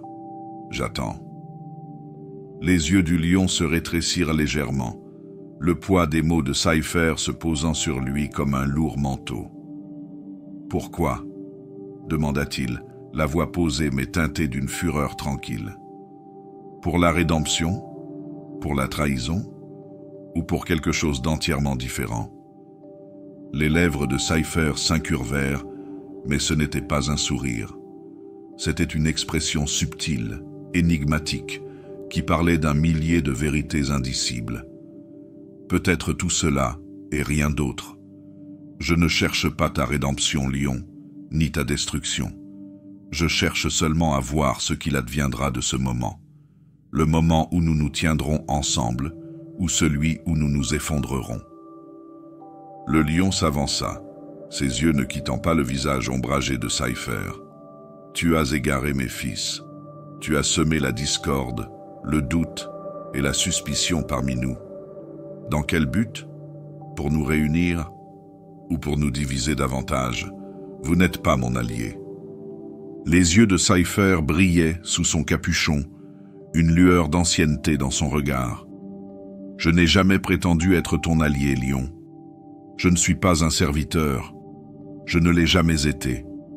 Mais ce que tu ne comprends pas, c'est que ton chapitre n'est plus ce qu'il était. Vous n'êtes plus ce que vous étiez. La galaxie n'est plus le royaume des vérités simples et des idéaux en noir et blanc. C'est un lieu d'ombre et de gris. Et dans ce gris, vous devez décider quel genre d'homme vous serez, quel genre de leader. » L'expression du lion se durcit, le poids de siècles de guerre et de commandements pesant sur lui. « Je serai le chef dont mes fils ont besoin, le chef qu'ils méritent. » « Et pourtant, nous sommes ici, » dit Cypher, sa voix devenant plus forte, plus insistante, et vos fils sont fracturés. Ton chapitre est brisé, déchiré par la culpabilité et l'obsession. Tu peux les unir, lion, mais tu ne peux pas défaire le passé. Tu ne peux pas changer ce qui a déjà été fait. La tension entre eux était palpable, le silence s'étirant entre les mots, le poids de leur histoire commune pesant sur eux comme une épée de Damoclès. Les yeux du lion se rétrécirent, sa poigne se resserrant sur la garde de son épée. « Alors qu'attends-tu de moi, Cypher? Révéleras-tu ton véritable but? Seras-tu à nos côtés ou contre nous ?» Cypher pencha la tête, sa voix se réduisant à un murmure que seul le lion pouvait entendre. « Je n'attends rien de toi, lion. Je ne cherche que la vérité. Et cette vérité est la suivante. Je fais autant partie de toi que je suis séparé de toi. J'ai été ton frère. Je reste, en partie, ton frère. Mais la galaxie est brisée et nous sommes les échos d'un passé qui ne peut être restauré. » Le lion resta silencieux, le regard inflexible, tandis que le poids des mots de Cypher s'abattait sur lui. Dans le silence, il ne restait qu'une seule vérité. Leurs chemins s'étaient croisés et le temps des réponses était venu. La galaxie sera témoin de la suite des événements. Les étoiles elles-mêmes semblaient vaciller. Les constellations autrefois fières, ces marqueurs d'un impérium qui s'étendait sur toute une galaxie, vacillaient à présent dans l'incertitude. La grande faille, cette blessure béante dans le tissu même de la réalité, fendait les cieux, s'étendant à travers la galaxie comme une cicatrice sur le visage de l'univers lui-même. Du cœur de l'impérium aux confins de la galaxie, l'influence de la faille se faisait sentir dans chaque coin, chaque ombre. La lumière de l'astronomican, autrefois un phare qui guidait les enfants de l'empereur à travers les étoiles, s'était affaiblie, vacillant comme une flamme mourante. La réalité elle-même avait été déchirée, et avec elle, les certitudes de l'ancien ordre avaient été brisées. Dans le silence du rocher, seul au milieu des ruines d'un passé trop longtemps enfoui, Lionel Johnson contemplait la galaxie déchirée par la guerre, l'expression d'une compréhension solennelle. La guerre qui avait déchiré l'Impérium n'était pas terminée. Elle ne faisait que commencer. Les impardonnés étaient réunis. Leur primarque disparu depuis longtemps était revenu des profondeurs du temps et de la stase. Mais au lendemain de son réveil, la galaxie s'étalait devant lui, fracturée. L'obscurité de la faille jetait son ombre sur tout, sa présence étant un rappel constant du chaos qui régnait désormais sur les étoiles. L'Impérium, autrefois un empire imposant fondé sur les idéaux d'unité et de force, se retrouvait désormais divisé en factions, luttant contre la marée de la corruption du Warp. Les forces du chaos, enhardies par l'ouverture de la faille, déferlaient, tandis que l'Impérium lui-même se morcelait et saignait. Le lion savait que ce moment viendrait. Il l'avait vu dans ses rêves, dans les visions qu'il avait hantées pendant son long sommeil sous le rocher. Il avait vu la galaxie se déchirer, la vision de l'empereur vaciller et le tissu même de l'impérium s'effilocher. Mais même dans ces moments sombres, il n'avait jamais vraiment compris ce que signifiait se réveiller à une telle époque. La galaxie avait changé, et avec elle, la signification de son retour avait changé. Il n'était plus simplement le gardien d'un impérium unifié, menant ses fils au nom de l'empereur. Désormais, il était le dernier rempart contre une force bien plus grande que toutes celles auxquelles sa légion avait été confrontée. Pendant des siècles, les Dark Angels ont gardé leur secret, veillant sur le sommeil du lion, attendant le jour où il se lèverait. Mais aujourd'hui, alors que la faille s'étend à travers les étoiles, ce secret ne suffit plus. La galaxie avait besoin de plus qu'un chef, elle avait besoin d'un guerrier capable d'affronter la tempête à venir, d'un général capable d'unir les vestiges fracturés de l'Impérium et de lutter contre les forces du chaos. Lion L. Johnson était ce leader, mais le prix de son retour serait élevé. Il se détourna de la vue, son esprit passant des étoiles à la réalité immédiate qui s'offrait à lui. L'impardonné était resté silencieux, l'observant, attendant son jugement. Maintenant, ce jugement était arrivé. Le temps des loyautés brisées, des poursuites secrètes, de la chasse sans fin aux déchus, était révolu. Ils avaient été ses frères autrefois, et leur trahison avait été une blessure qui avait marqué la Légion. Mais l'avenir de l'Imperium était en jeu. Le lion le savait, et il comprenait que l'unité serait la seule arme capable d'endiguer la vague de chaos qui cherchait à présent à tout consumer. « L'Imperium est brisé », a-t-il dit, sa voix portant le poids des siècles, chaque mot étant une lourde vérité. « Et nous, mes fils, sommes ceux qui le restaureront. Pas par la vengeance, pas par l'obsession, mais par la force et l'unité. Notre passé est une ombre qui ne peut être effacée, mais il ne doit pas définir notre avenir. » Les impardonnés acquiescèrent en silence, mais leur visage trahissait le poids de ce que le lion venait de déclarer. Pendant trop longtemps, leur chapitre s'est perdu dans sa propre ombre, rongé par la culpabilité et le besoin de se venger. Maintenant, le lion les appelait à quelque chose de plus grand, à se tenir ensemble, non pas comme des guerriers fracturés, mais comme une force capable de faire face à la plus grande menace de la galaxie. Le lion regardait vers les confins de la galaxie, le regard lourd, comme s'il sentait la fin infinie du warp ronger les limites de la réalité. La faille n'avait pas seulement déchiré la galaxie physiquement, elle avait aussi ébranlé les fondements mêmes de la foi. La foi de l'Imperium en l'empereur vacillait, et le pouvoir du chaos s'accroissait d'une manière que personne ne pouvait prédire. Les forces du warp étaient libérées, et leur corruption se répandait comme un cancer, infectant tout ce qu'elle touchait. Le lion savait que le sort de la galaxie ne se déciderait pas sur les champs de bataille de l'espace ou par le seul choc des épées. Il se déciderait dans les cœurs et les esprits de ceux qui croyaient encore à la vision de l'empereur, à l'unité de l'humanité. La lutte serait autant une guerre de volonté qu'une guerre d'armée. La véritable bataille, comme toujours, serait menée non seulement contre les forces du chaos, mais aussi contre la complaisance, la peur et le doute, qui menaçaient de détruire tout ce que l'empereur avait construit. La guerre n'était plus seulement une bataille pour la survie, c'était une bataille pour l'âme de l'Imperium. Le lion se tenait au bord du précipice, sachant que l'issue de ce conflit déterminerait l'avenir de l'humanité. La question, cependant, restait entière. Resterait-il uni ou l'Imperium sombrerait-il dans les marées du chaos, perdu dans l'histoire et oublié par le temps? Alors que le lion contemplait la vaste étendue d'étoiles, le poids de son jugement s'abattit sur lui.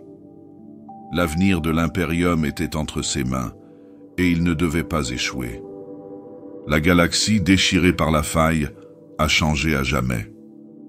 Les impardonnés représentaient le dernier espoir de l'humanité, unis sous la bannière de leur primarque. Mais l'avenir était incertain. Alors que la faille fendait les cieux, projetant son ombre sur les étoiles, l'épée du lion serait à nouveau dégainée, cette fois non pas pour se venger, mais pour défendre l'Imperium. Le lion se retourna vers ses fils, la voix ferme et lourde. « Préparez-vous, dit-il, le regard inébranlable. La vraie guerre ne fait que commencer. »